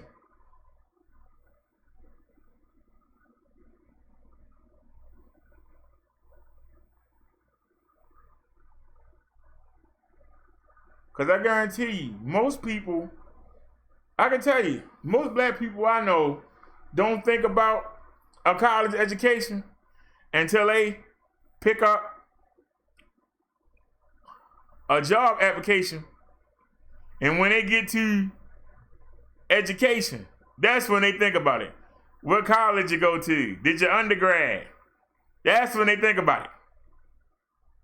Too late then to get the job. The driver says it's other options to educate your kids. If it's supposed to be separate and equal to driver, why they gotta have another option? I'm listening. If everybody is entitled to a free education in the United States, it should be equal. And before somebody say, I know somebody gonna say it, because I said it. Why don't we go and improve the schools or just make our own? How come we ain't got a black Harvard? How come we ain't got a black Princeton? But I would say to you, the government supposed to provide an elementary, middle school, and high school of the highest degree possible. How come the well-to-do areas have better schools than the non-well-to-do areas, but everybody pay tax money, and that tax money is supposed to pay for it, and it was separate but equal. Now it's all supposed to be equal. I can tell you that I can walk into a school in Carroll County, Dorchester County, Montgomery County, and then I can walk into a Baltimore City public school, and I can tell you, it'd be like going to England and then going to a third world country in Africa. That's what it'd be like. Now let me see what y'all got to say. Driver says you can't blame the schools on the government. I blame it on the parents. The driver says it's better options to educate your kids. He said BD is blessed we can form our own schools. But we are paying taxes for a public school, and the public school should all be equal. The driver? I'm not going to let you out of that one. All the schools should be equal. If the white folk can send their children to school and they get a good education, then how come we can't send our children to school and expect them to get a good education? If everything is equal. Ask the question. I'll wait for an answer. Because I knew you was going to say that. That's why I closed my eyes so I couldn't see the chat. I knew somebody was going to come in here and say that. If the school's supposed to be equal, why ain't they equal?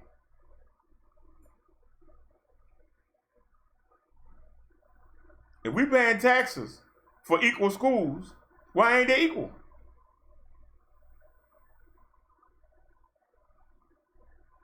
Because see, that's a sign of privilege. The people in the well-to-do areas have the privilege of going to a nice school. The people in the non-well-to-do areas, they go to an inferior school. But the parents of the kids pay taxes. Why shouldn't it be equal? The driver says BD by law, you can take your tax money and homeschool your kids.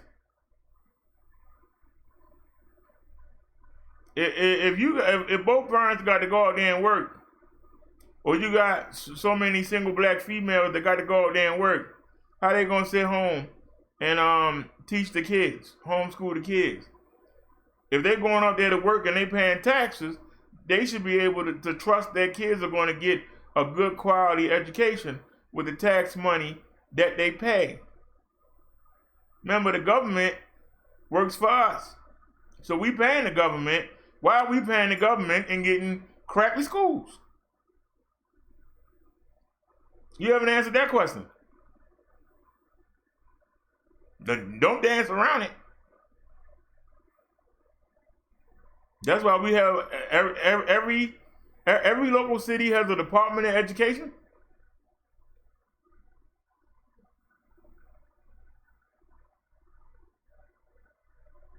Because I guarantee you, if we could go pull up the information on the Baltimore City schools, I guarantee you they're taking money from this program to pay that program because they're not getting enough. I guarantee you they're robbing Peter to pay Paul.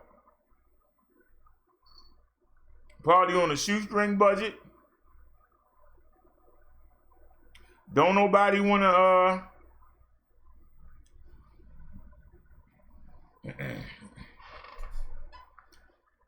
I was going to be a teacher.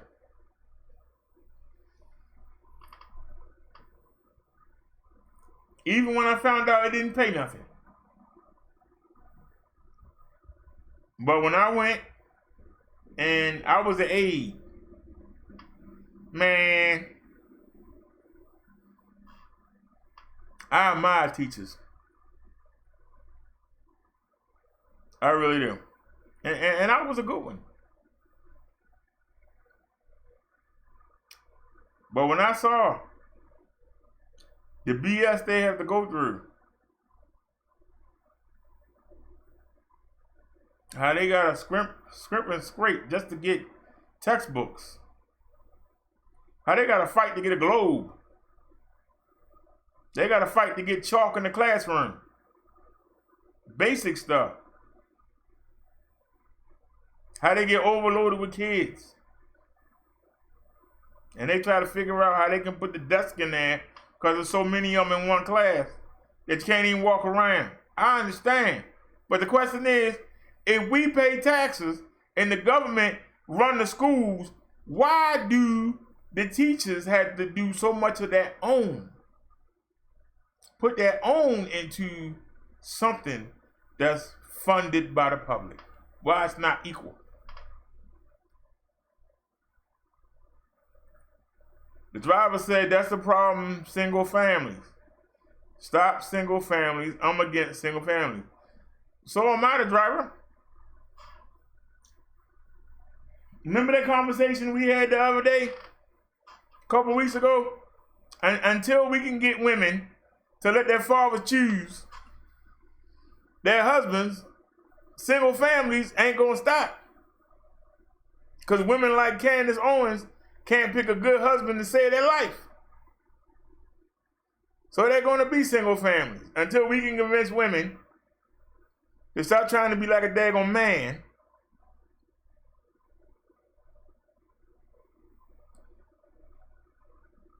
Because I tell you something.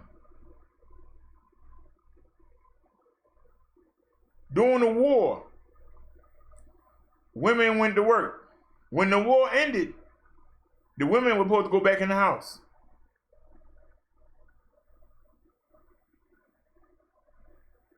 But the white man is smart. The white man said, you know what? Let the women keep working. And not only let them keep working, let's make them a minority. So now, when they made the quotas, half of the quotas went to white women. Wow. Wow.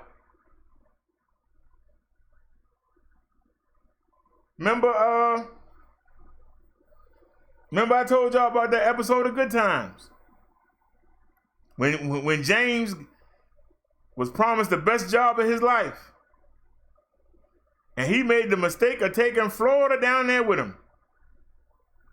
And the man said, yes, we're filling the quota from the government. Yes, sir, Mr. Evans. We're going to hire you. This is a great job. And his wife walked in. He said, who's that? He said, oh, this is my wife. He said, do you got a job? She said, no. She said, you got one now? He said, hey, I thought I had the job. Well, yeah, but guess what? You a minority. She's a minority, but she's also a woman. She's a double minority. We'll get double credit from the government. See you, Mr. James. Come on, Florida. Let me get you set up.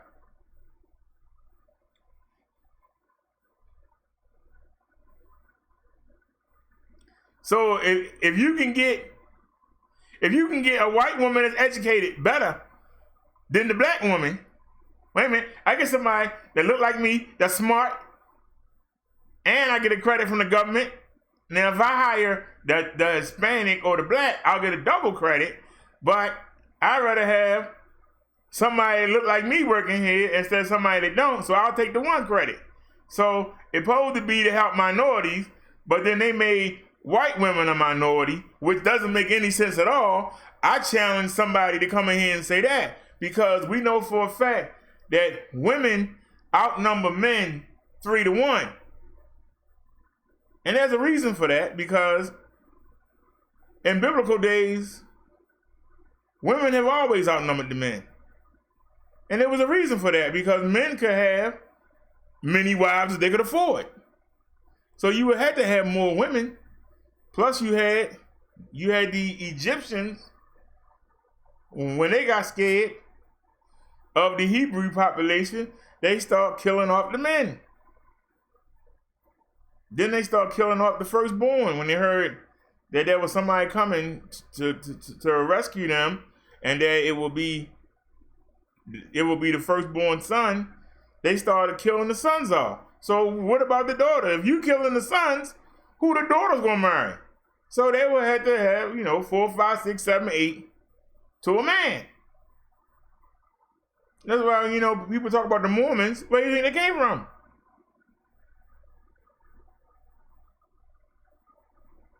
Shortage of men. So how can white women be a minority when there's more white women in the country than anybody? How are they a minority? Somebody explain that. I'm listening. The driver says, we're living in reverse. Sin gets reward in the USA. Stop making it easy for sin. The world is away from God. We are unstoppable with a strong black man and woman together. The driver says, I'm all for families.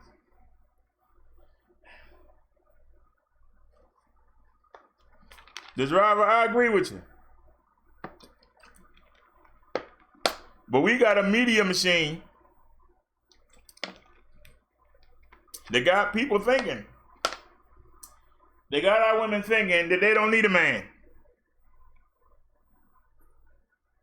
They separated them with the welfare. They separated them. Put the man out the house. What kind of government break up the family?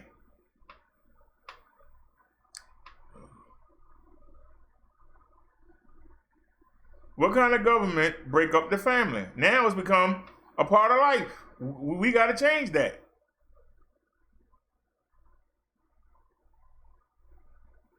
We have youth today that believe they have to have children earlier because they don't expect to live long enough to have any. They can't do the American dream.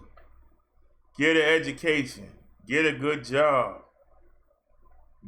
get a place, get a car, get some money in the bank, look for a wife, have children. We got the last 2 generations where 75% of them believe school ain't for me, education ain't for me. I'm going to go work on the corner. I'm going to rob. I'm going to pimp. I'm going to run scams. And they believe because they've been taught to believe. In the same way, there are some white people that will never accept minorities as equal to them. There are some black people that you can't convince, go get a job. Because they've been raised to believe the only thing they can do is stand on a corner and sling some drugs. And they know they're not going to make it to 25. They know they definitely ain't going to make it to 30. So they try and do everything early. They try to have kids so they can leave something on this earth. But chances are they're going to get locked up until they're too old to do anything when they come out, except wait to die, or they're going to get killed. How do we convince them? There's a better way. Driver said we need to throw the TV in the trash can. You got people, you remember that commercial? Remember that commercial? If you get a settlement or annuity, you don't have to wait. Give me my money. I want it now. I don't want to wait. Small payments. I want it now. These young people believe they want it now. And if they go out there and they sell guns, or they sell drugs, or they sell women, they can get money now. And they ain't got to spend 4 years at a college and then spend another 4 years to be a doctor. They ain't got to spend 4 years at college and then spend another 2 years to be a lawyer. They can go out there today and make just as much money as their dad is making. We got to convince them to go the long way. And we got to support them when they in school. And they trying to live, the ones that they do try and do it the right way. They live on ramen noodles because we too sorry to go by and take them a plate.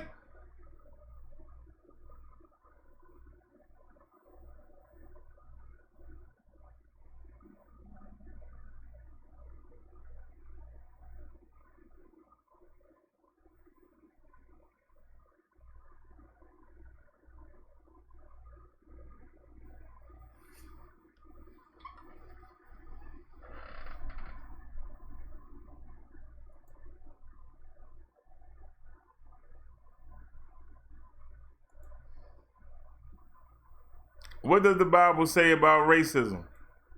I didn't read this, y'all, so bear with me.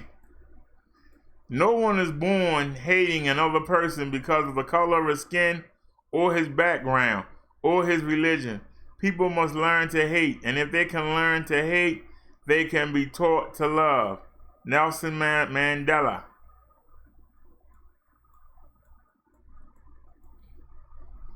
George Floyd, an unarmed African American, died in Minneapolis, Minnesota on Memorial Day, May 25th, 2020, after a white police officer knelt on his neck for almost 9 minutes. Mr. Floyd was handcuffed and lying face down at the time. He repeatedly told the 4 police officers, "I can't breathe." Two autopsies determined his death to be a homicide. The 4 police officers were fired the day after the tragedy. Derrick, the officer who knelt on Mr. Floyd's neck, has been charged with second-degree murder. The other 3 officers have been charged with aiding and abetting second-degree murder.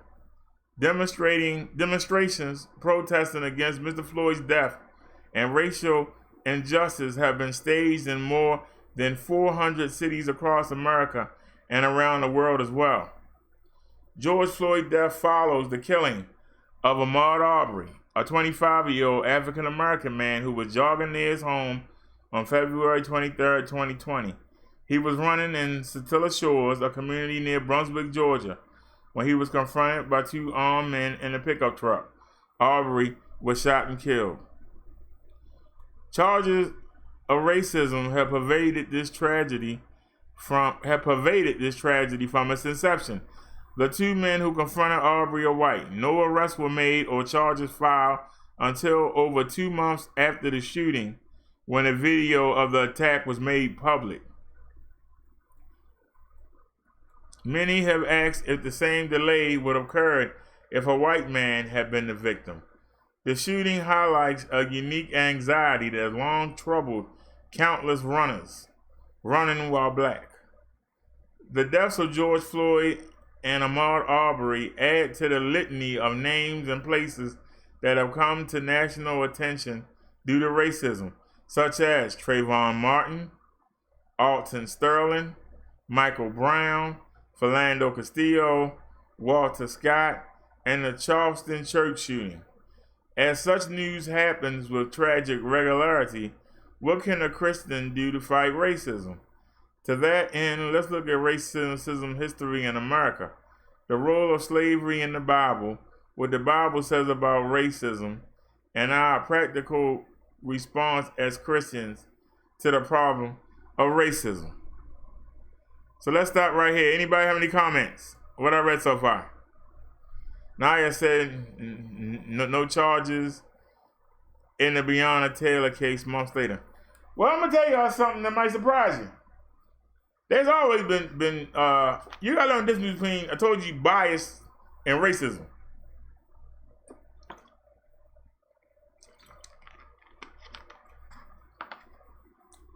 The reason that the Jews, and I might get in trouble for this, they don't believe in the New Testament because they biased.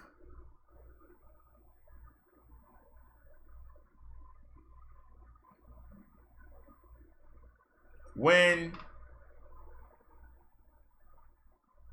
Christians were starting the movement,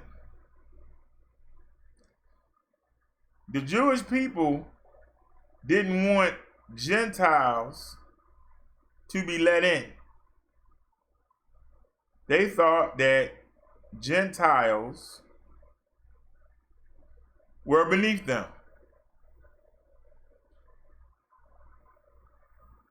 They were God's chosen people.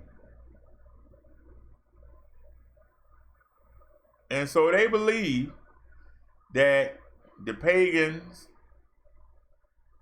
the Romans with their Greek gods, the Greeks, they thought that they were inferior. That they were God's chosen people. But they rejected God. And so God sent Jesus. And the gift of the gospel, the grace that God gave, since the Jews didn't want it, he gave it to everybody. So, just like I say to the people that try to rub their Confederate flag in my face, it's a loser. And the Jewish people had it all, and they lost it. So now everybody equally can share in the promise that was given to Abraham. The only caveat is you got to believe in Jesus. Well, the Jewish people don't believe that, and that's why they just think Jesus was a prophet. They don't believe he's the Son of God. Because to believe he's the Son of God is for them to admit that they rejected and they killed the Son of God. So they rather pretend he was just a regular man anyway, and it ain't all good. We don't even want to follow the Old Testament and the heck with the New Testament. They made that up. The Jews wanted the Gentiles to eat kosher. They wanted them to celebrate the way that they celebrated. The problem is, you had everything and you couldn't keep it. So why are you going to tell somebody else to do what you couldn't do? Can somebody hear me?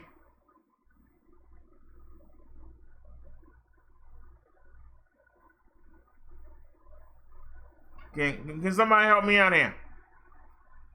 You were given the gift first.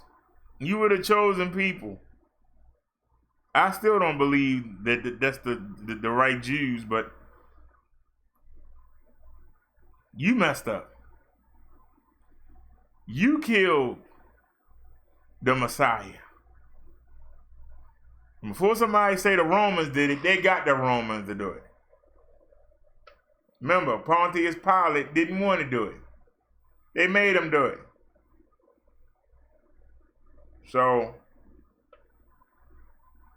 but then he rose. All of a sudden, you want to come running back. The gift ain't just for you anymore. It's for everybody now. And you got to come through Jesus.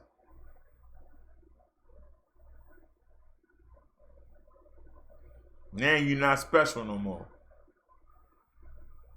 You ain't superior. Everybody equal.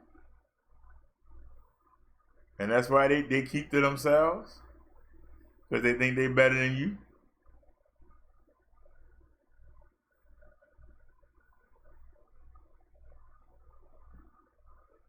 Hitler tried to kill him.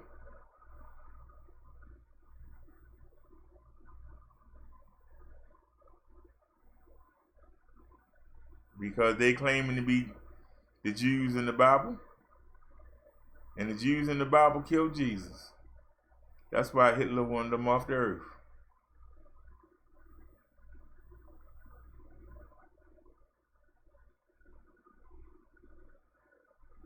They found protection in the United States. And they was able to use the United States to get them Israel through the United Nations. God said that he would give the Jews back Jerusalem and Judah. He didn't say nothing about the United Nations. But that's racism right there. The problem is they couldn't do racism because they wasn't the ruler. Who was the ruler? Who was in charge? The Romans was.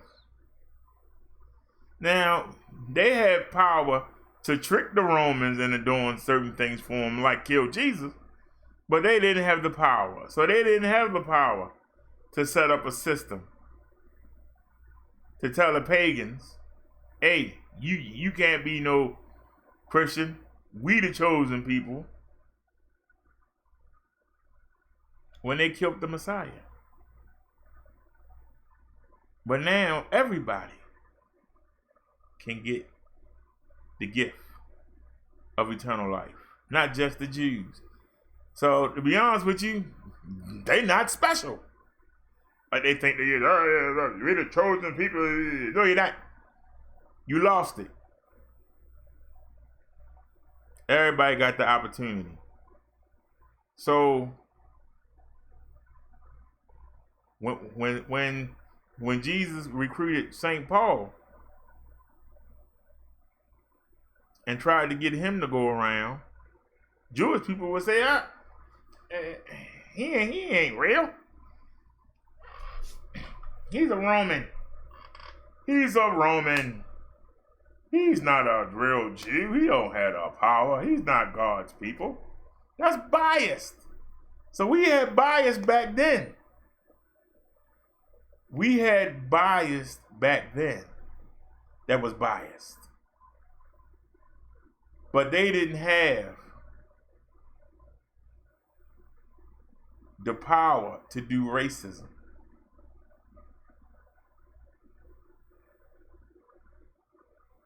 Y'all understand? And when the Romans converted to religion, when the pagans converted to Christianity, it took all the power out the Jews. They was just, I'll go sit down somewhere. That's why they keep to themselves.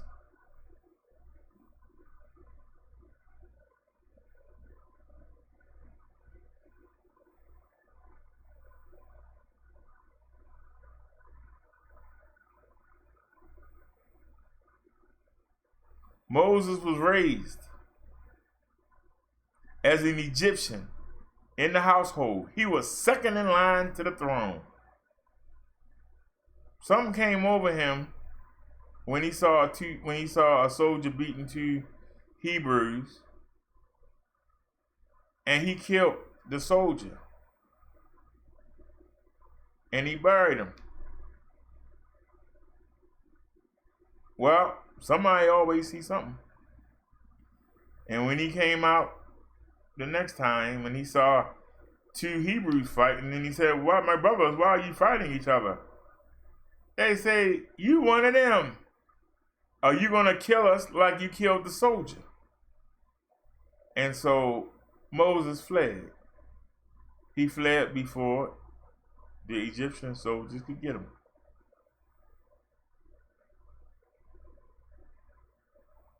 So even though he had killed the soldier because he was beating the two Hebrews, they didn't care about that. The fact that he was Egyptian, get out my face. What you gonna do, kill us like you killed them?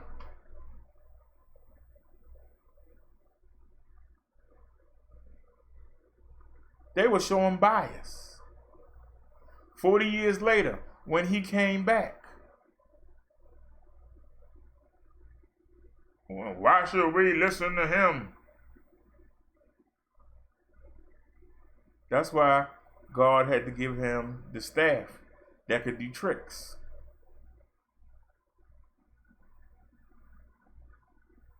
because the people were biased.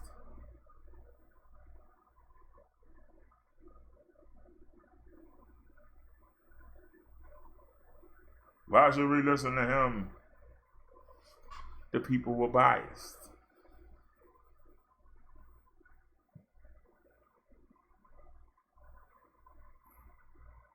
There's always a bias. The Egyptians,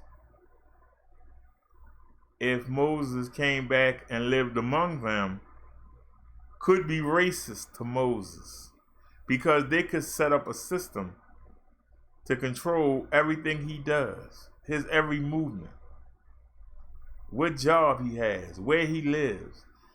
They can set up a system to control him. That's racism.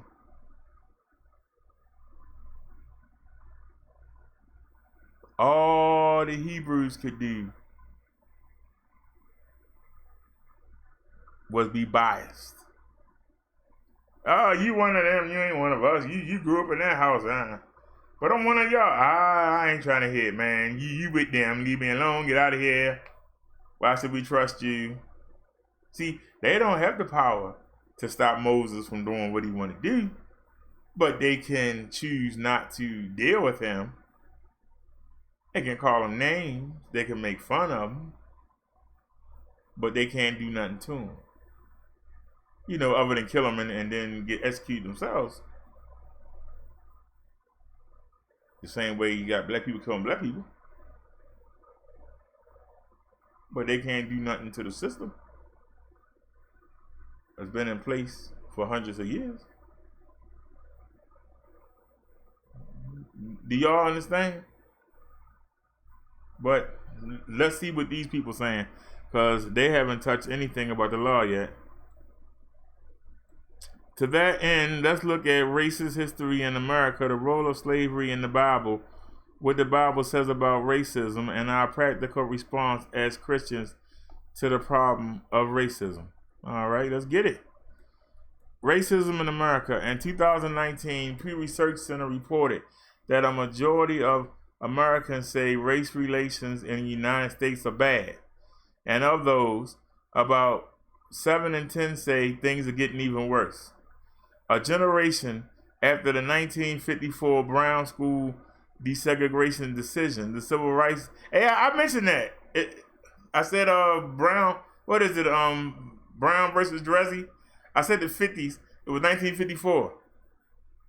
Brown school desegregation decision, the Civil Rights Act of 1964, and the Voting Rights Act of 1965. A racial discrimination continues in our country, according to the FBI. 60% of hate crimes are motivated by race, ethnicity, or ancestry. Racism and indigenous Americans. The Oxford English Dictionary defines racism as prejudice, discrimination, or antagonism directed against someone of a different race based on the belief that one's own race is superior. By this definition, mistreating people of a particular race is racism to the degree that the perpetrator considers his or her victims to be racially inferior.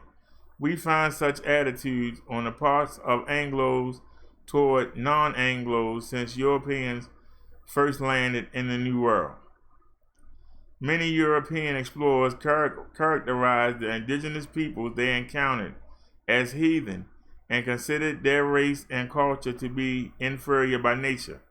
Many claimed that such people could be transformed by the introduction of Christianity and European customs.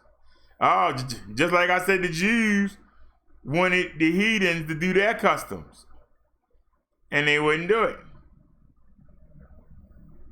One colonist described Native Americans as having little of humanity, but shaped, ignorant of civility, of arts, of religion, more brutish than the beasts they hunt, more wild and unmanly than the unmanned wild country which they range rather than inhabit.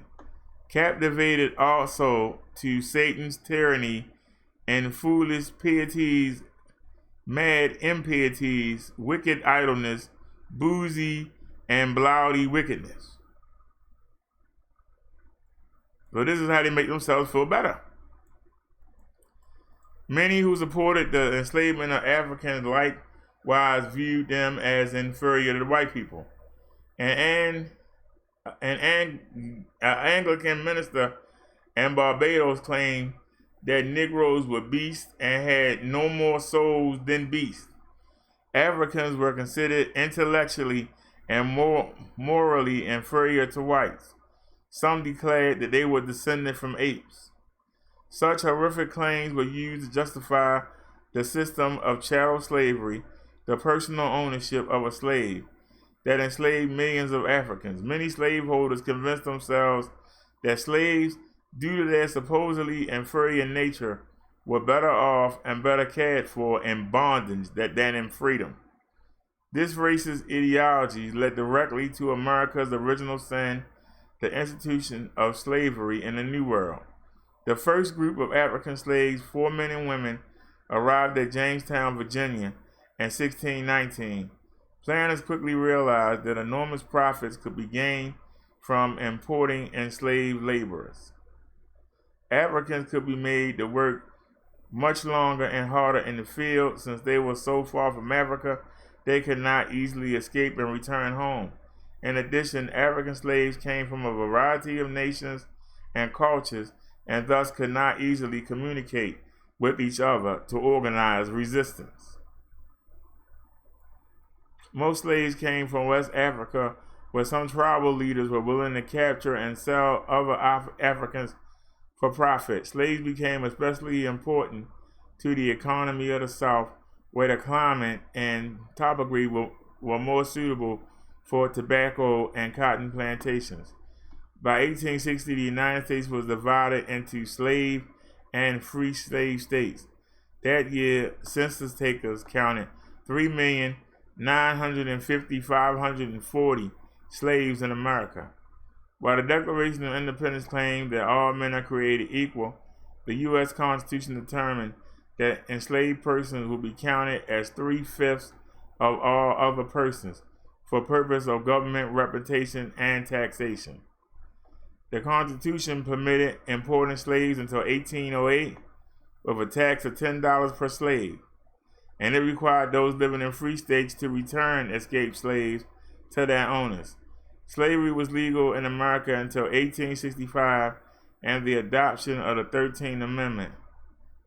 The 14th Amendment, 1868, guaranteed the same rights to all male citizens. The 15th Amendment, 1870, made it illegal to deprive any eligible citizen of the right to vote regardless of their color. However, segregation in schools was not made legal until Brown versus Board of Education in 1954. Jim Crow laws enforcing the racial segregation were overturned by the Civil Rights Act of 1964 and the Voting Rights Act of 1965. Racism in Asians. Asian immigrants have faced racial prejudice in the U.S. as well. Those who came to America to work in mine, farms, and railroads were willing to accept lower wages, which enraged white residents. As a result, Asians became the victims of riots and attacks. The 1882 Chinese Exclusion Act and the 1924 Asian Exclusion Act barred additional immigration. These acts also declared Asians ineligible for citizenship, which means they could not own land. Racism today. Study shows that racism persists in America. People with black-sounding names had to send out 50% more job applications than people with white-sounding names to get a callback. A black man is 3 times more likely to be searched at a traffic stop and 6 times more likely to go to jail than a white man. If a black person kills a white person, he or she is twice as likely to receive the death penalty as a white person who kills a black person. Blacks serve up to 20% more time in prison than white people for the same crimes. Blacks are 38% more likely to be sentenced to death than white people for the same crimes. Racism persists in American churches as well. Only 32% of white pastors strongly agree that my church is involved with racial reconciliation at the local level. 53% of African American pastors strongly agree with that statement. Only 56% of evangelicals believe that people of color are often put at a social disadvantage because of their race. 84% of blacks agree with this statement. A recent study showed that 81% of America's Protestant churches are composed of one predominant racial group, while 90% of Protestant pastors says their congregation will welcome a sermon on racial conciliation. Only 26% say leaders in their church have encouraged them to preach on the subject. Dr. Martin Luther King was right. Sunday morning worship services are still the most segregated hour in America. Slavery in the Bible. When my family moved to Atlanta in 1994, we quickly fell in love with the Old South. Being from Texas, I thought something was historical if it happened while Tom Landry was coach of the Cowboys. Southern history goes back to the Revolutionary War and colonial times. I was especially fascinated by the Civil War, though Southerners would say there was nothing civil about it. But there's a dark side to the story. While traveling one day in the beautiful city of Charleston, South Carolina, my wife and I came upon a slave trading warehouse. This was the horrific place where slaves were brought to America on ships and then sold at market and chains. I can still remember the crumbling limestone building and my revulsion upon seeing it. I believe that racism is the greatest sin in America. The failure what keeps us from addressing our other failures. Racism makes crime in South Dallas a black problem and drug abuse in North Dallas a white problem, while they're both our problems.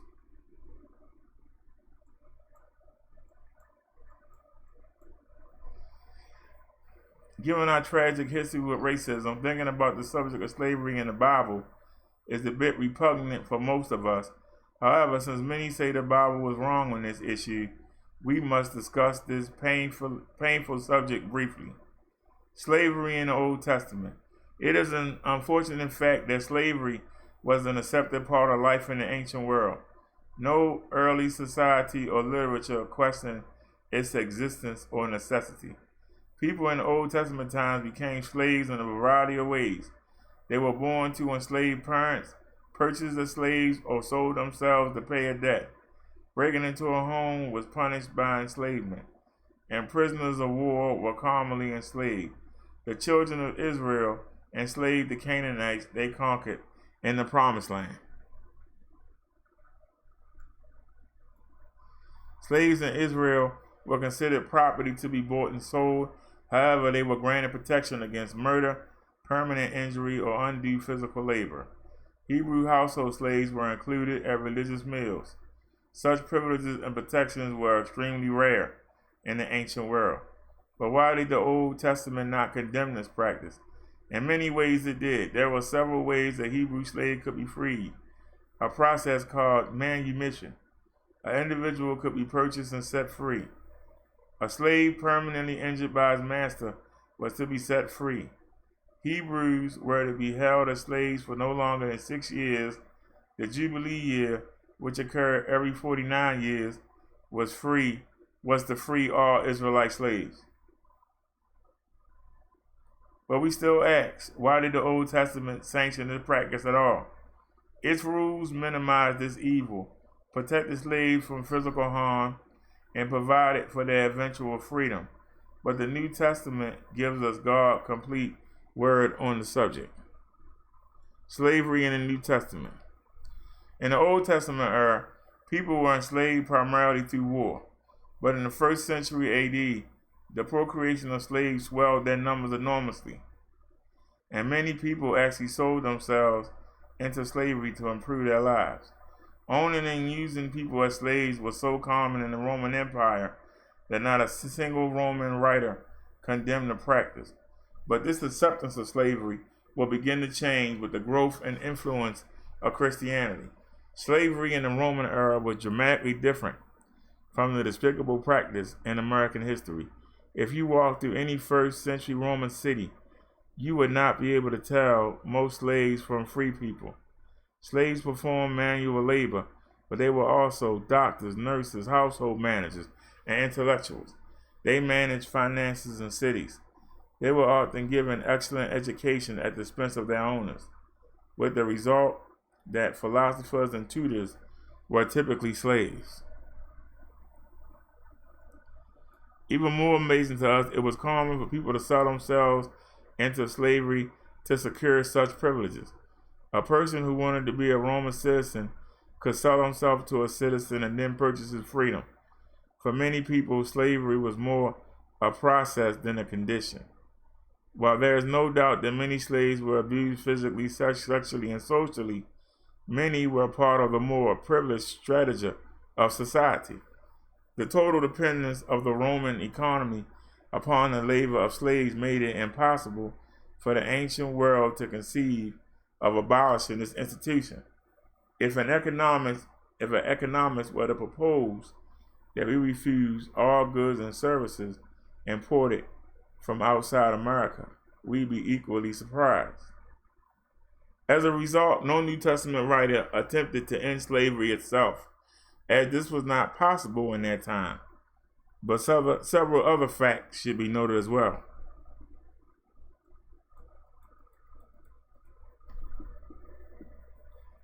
One, Paul abolished all racial and social discrimination for Christians.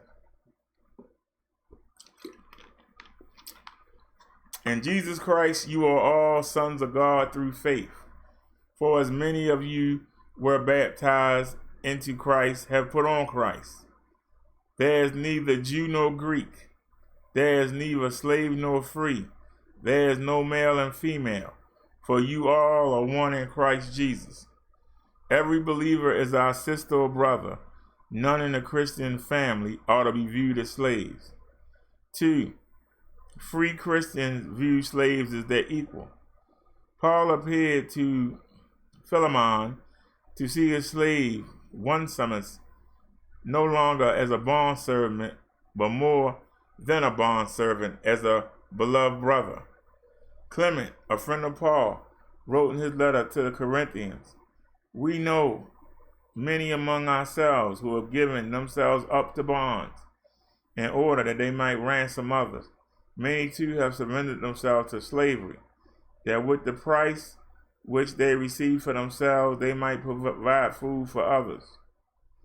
Ignatius died at AD 107, wrote to Polycarp, "Do not despise either male or female slaves, yet neither let them be puffed up with conceit, but rather let them submit themselves the more for the glory of God, that they may obtain from God a better liberty."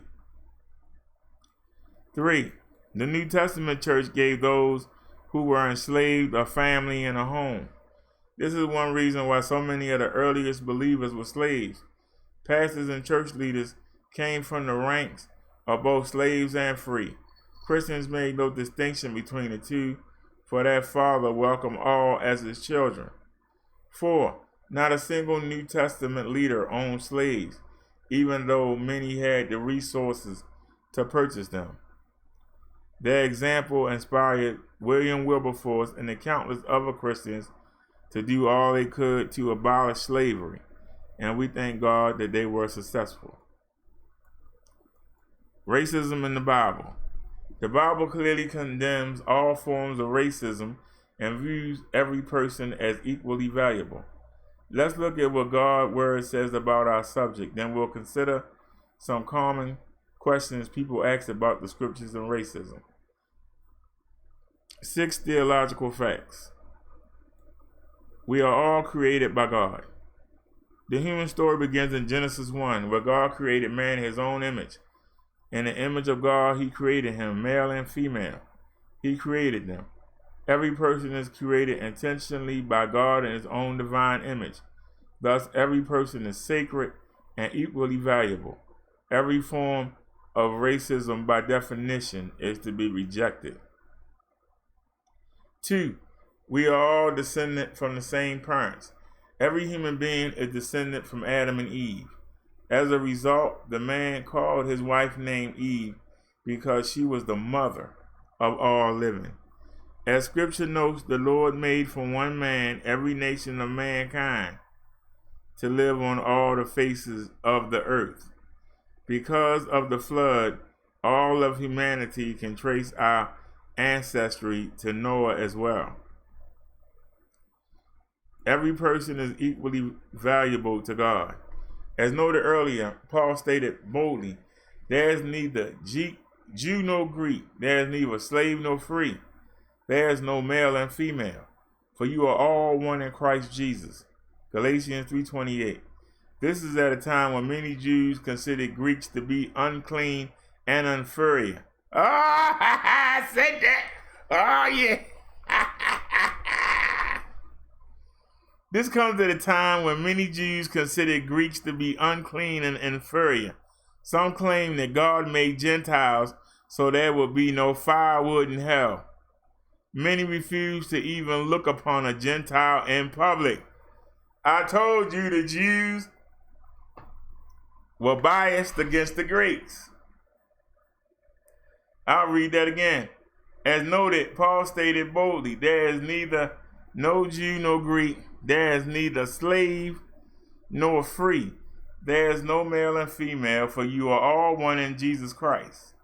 This is at a time when many Jews considered Greeks to be unclean and inferior. Some claim that God made Gentiles so there would be firewood in hell. Many refuse even to look upon a Gentile in public. For their part, Gentiles persecuted the Jewish people across nearly their entire history. The Jews were enslaved by Egypt, attacked by Canaanites and other surrounding tribes, destroyed by Assyria, enslaved by Babylon, and ruled by Persia, Greece, and Rome. The Roman Empire destroyed their temple in AD 70 years after Jesus' crucifixion, and disbanded their nation after the Bar Kokhba revolt in AD 132-135. Nonetheless, scripture teaches there is neither Jew nor Greek in the eyes of God. There is neither slave nor free.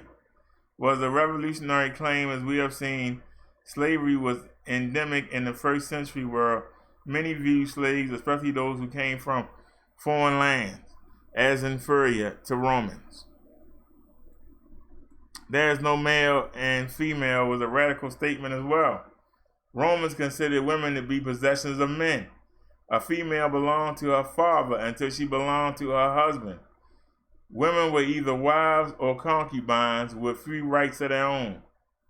Galatians 3:28 sounds like the clarion call.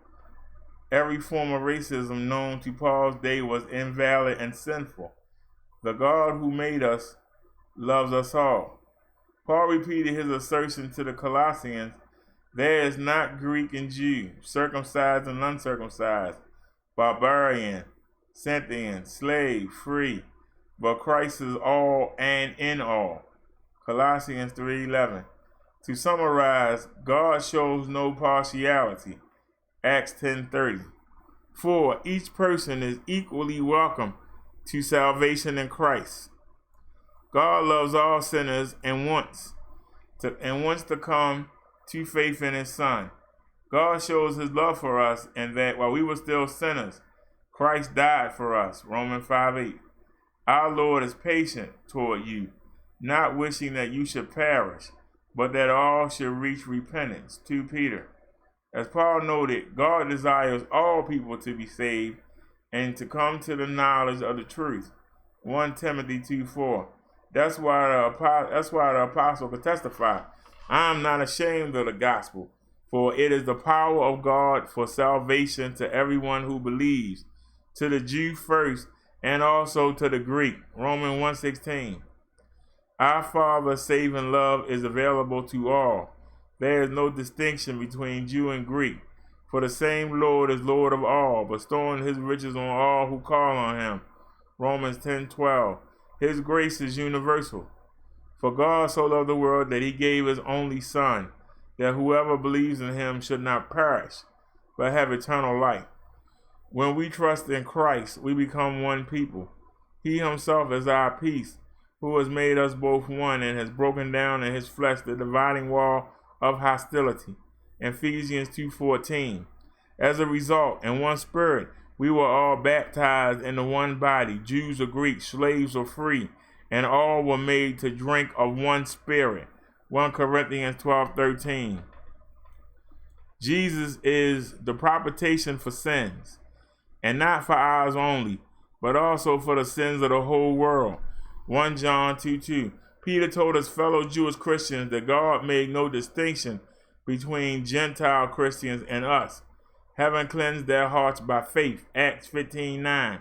As a result, we are to make disciples of all nations. Matthew 28:19.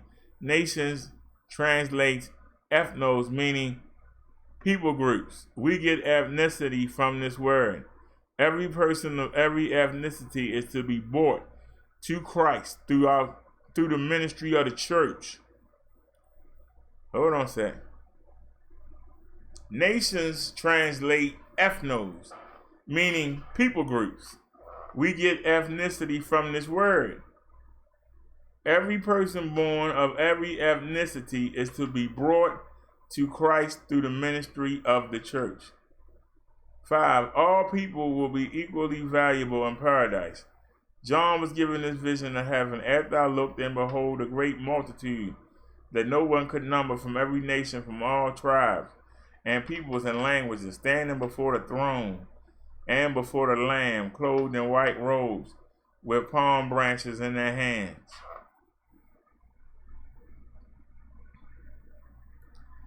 6. We are to love all people unconditionally. God's word is blunt. If you show partiality, you are committing sin and are convicted by the laws as transgressors. James 2:9. Partiality translates prosopolympsia, meaning to show favoritism or prejudice, or to treat one person as inherently better than another. Such prejudice is a sin. To treat one person as inherently better than another, such prejudice is a sin.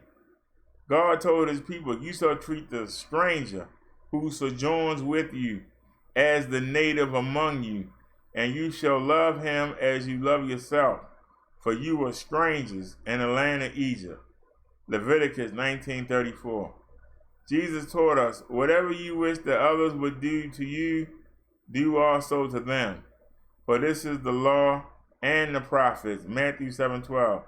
We are to love your neighbor as yourself. Matthew 22:39, quoting Leviticus 19:18. Peter testified to the Gentiles who sought to hear the gospel. You yourselves know how unlawful it is for a Jew to associate with or visit anyone of another nation, but God has shown me that I should not call any person common or unclean. Acts 10:28. 3 common questions. What about the mark of Cain? After Cain murdered his brother, God sentenced him to be a fugitive and a wanderer of the earth. Genesis 4:12. Cain protested that I should be a fugitive and a wanderer on the earth, and whoever finds me will kill me. God replied, not so. If anyone kills Cain, vengeance shall be taken on him sevenfold. Then the Lord said, put a mark on Cain, lest anyone who found him should attack him. The Hebrew word translated mark is referring to a sign or token. It is used 80 times in the Old Testament. Not once does it refer to skin color.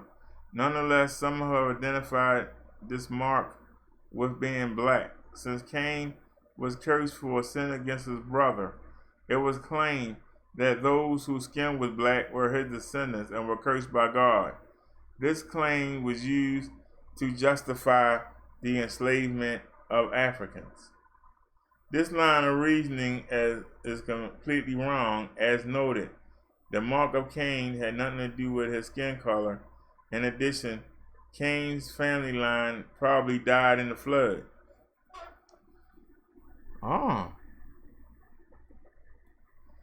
And note that Moses married a Cushite woman, Numbers 12:1. Cush was a region south of Ethiopia. Its people were known for their black skin, Jeremiah 13:23. When Moses' brother and sister spoke against him for marrying his Cushite wife, God rebuked them.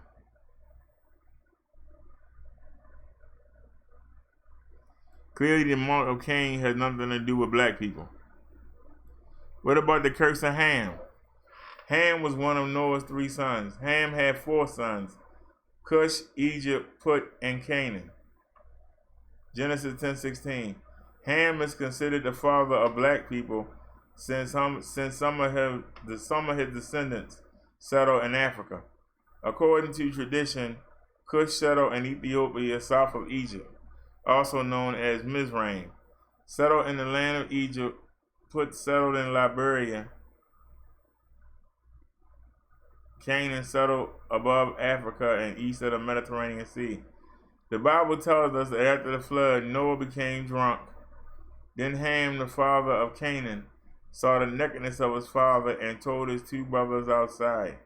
Shem and Japheth covered the nakedness of their father. After Noah awoke, he said, "Cursed be Canaan, a servant of servants shall he be to his brothers." Note that Noah cursed Canaan, not Ham. Thus, his curse was irrelevant to Ham's son who has settled in Africa and their descendants.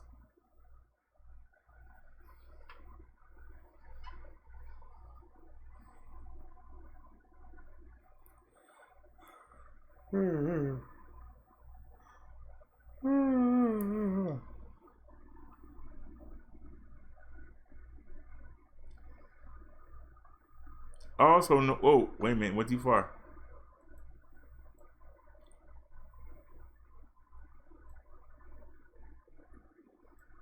Hey, what happened?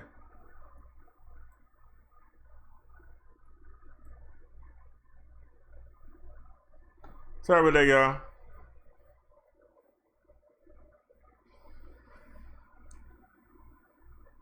Nonetheless, the old Schofield Reference Bible of 1909, often considered the authoritative Bible of fundamentalist Christians, interprets Genesis 9:25 to teach a prophetic declaration is made from that Ham will descend an inferior and servile posterity. With his typically brilliant exposition, Dr. Tony Evans addresses this issue, noting that biblical curses are limited to 3 or 4 generations, Exodus 25, and are reversed when people repent and return to obedience, Exodus 26. As Dr. Evans shows, Scripture consistently rebukes and rejects the claim that black people or any other race are inferior to each other. 3. Didn't slavery proponents use the Bible to justify their position? Tragically, many who supported slavery in the antebellum South used the mark of Cain and the curse of Ham to justify their position. They also noted biblical statements encouraging slaves to obey their masters. As we saw in the section on slavery, the Bible deals realistically with the practice where necessary, but it clearly endorses the intrinsic sacred value of each person. The biblical emphasis on the sanctity of life was one of the key motivating factors for William Wilberforce and others who worked so sacrificially to abolish slavery. Like any other book, the Bible can be misused by those who misinterpret and misrepresent its teaching. For instance, when chloroform was developed, some were resistant to using it for women in childbirth, since Genesis 3:16 teaches, "In pain you shall bring forth children." When oil wells were first dug in Pennsylvania, many New York ministers opposed the project on the grounds that it would deplete the oil stored for presidential burning, for predestined burning of the world. 2 Peter 30:12, and winnowing fans were rejected by Christians who thought they interfered with the providence of God, since the wind blows where it wishes. For these and other examples, see John Newport and William Cannon, Why Christians Fight Over the Bible. When a doctor issues medicine, we blame the physician, not the science. When an attorney misrepresents the legal statute, we blame the lawyer and not the law. In responding to racism who misuse the Bible to justify slavery, we should blame the racist, not the word of God. Practical responses. God's word clearly calls us to love every person as unconditionally as he loves us. How do we put such love into practice today? Search your own heart. A recent survey reported that 64% of Americans consider racism a major problem in our society and politics. Only 3% say it once existed but no longer does. Only 1% says it's never been a problem. 1% says it's never been a problem. Why is racism so pervasive and perennial in our culture? C.S. Lewis. If anyone would like to acquire humility, I cannot tell him the first step. The first step to realize that one is proud, and the biggest step too, at least nothing whatever can be done before it. If you think you are not conceited, it means you are very conceited indeed. I think this logic applies to the issue of racism as well. One reason the racial discrimination is such a perennial problem is that it appeals to the core of our sin nature. In the Garden of Eden, the serpent promised the woman that if she ate of the forbidden fruit, you will be like God. Genesis 3:5. From now on, our desire to be our own God is at the root of all our sin. As Friedrich Nietzsche wrote, the will to power is the basic drive in human nature. Here's my point. Racism is a way to feel superior to others on the basis of immutable realities. If I'm white and you're black, I will always be white and you'll always be black. If I delude myself into believing that being white is superior to being black, I will therefore always feel superior to you. This temptation is alluring on all levels we often don't recognize. In fact, I think Satan wants us not to acknowledge our discriminatory inclinations, lest we admit it and repent of them. It's therefore a good step in confronting racism to check ourselves. Ask the Holy Spirit to show you any unstated attitudes or assumptions that are discriminatory. Ask him to reveal to you any thoughts, words, or actions that are racist. Pray regularly for such discernment, and when necessary, repent. 2. Take the cultural initiative. Hold on a second.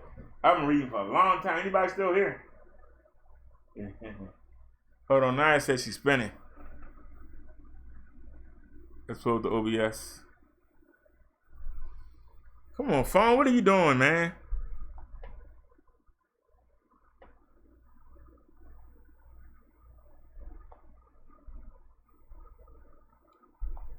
Oh, crap. I didn't mean to do that.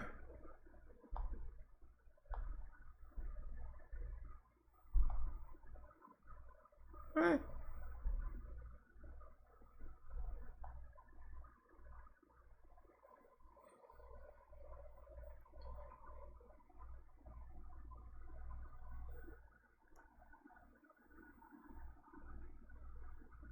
I don't understand how we go from getting something to nothing.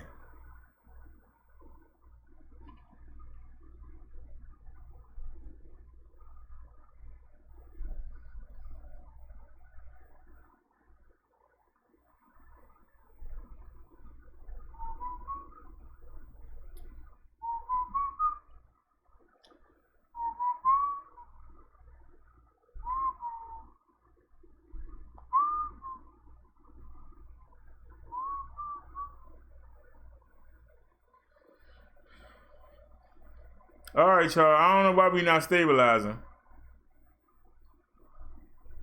I guess somebody don't want us to.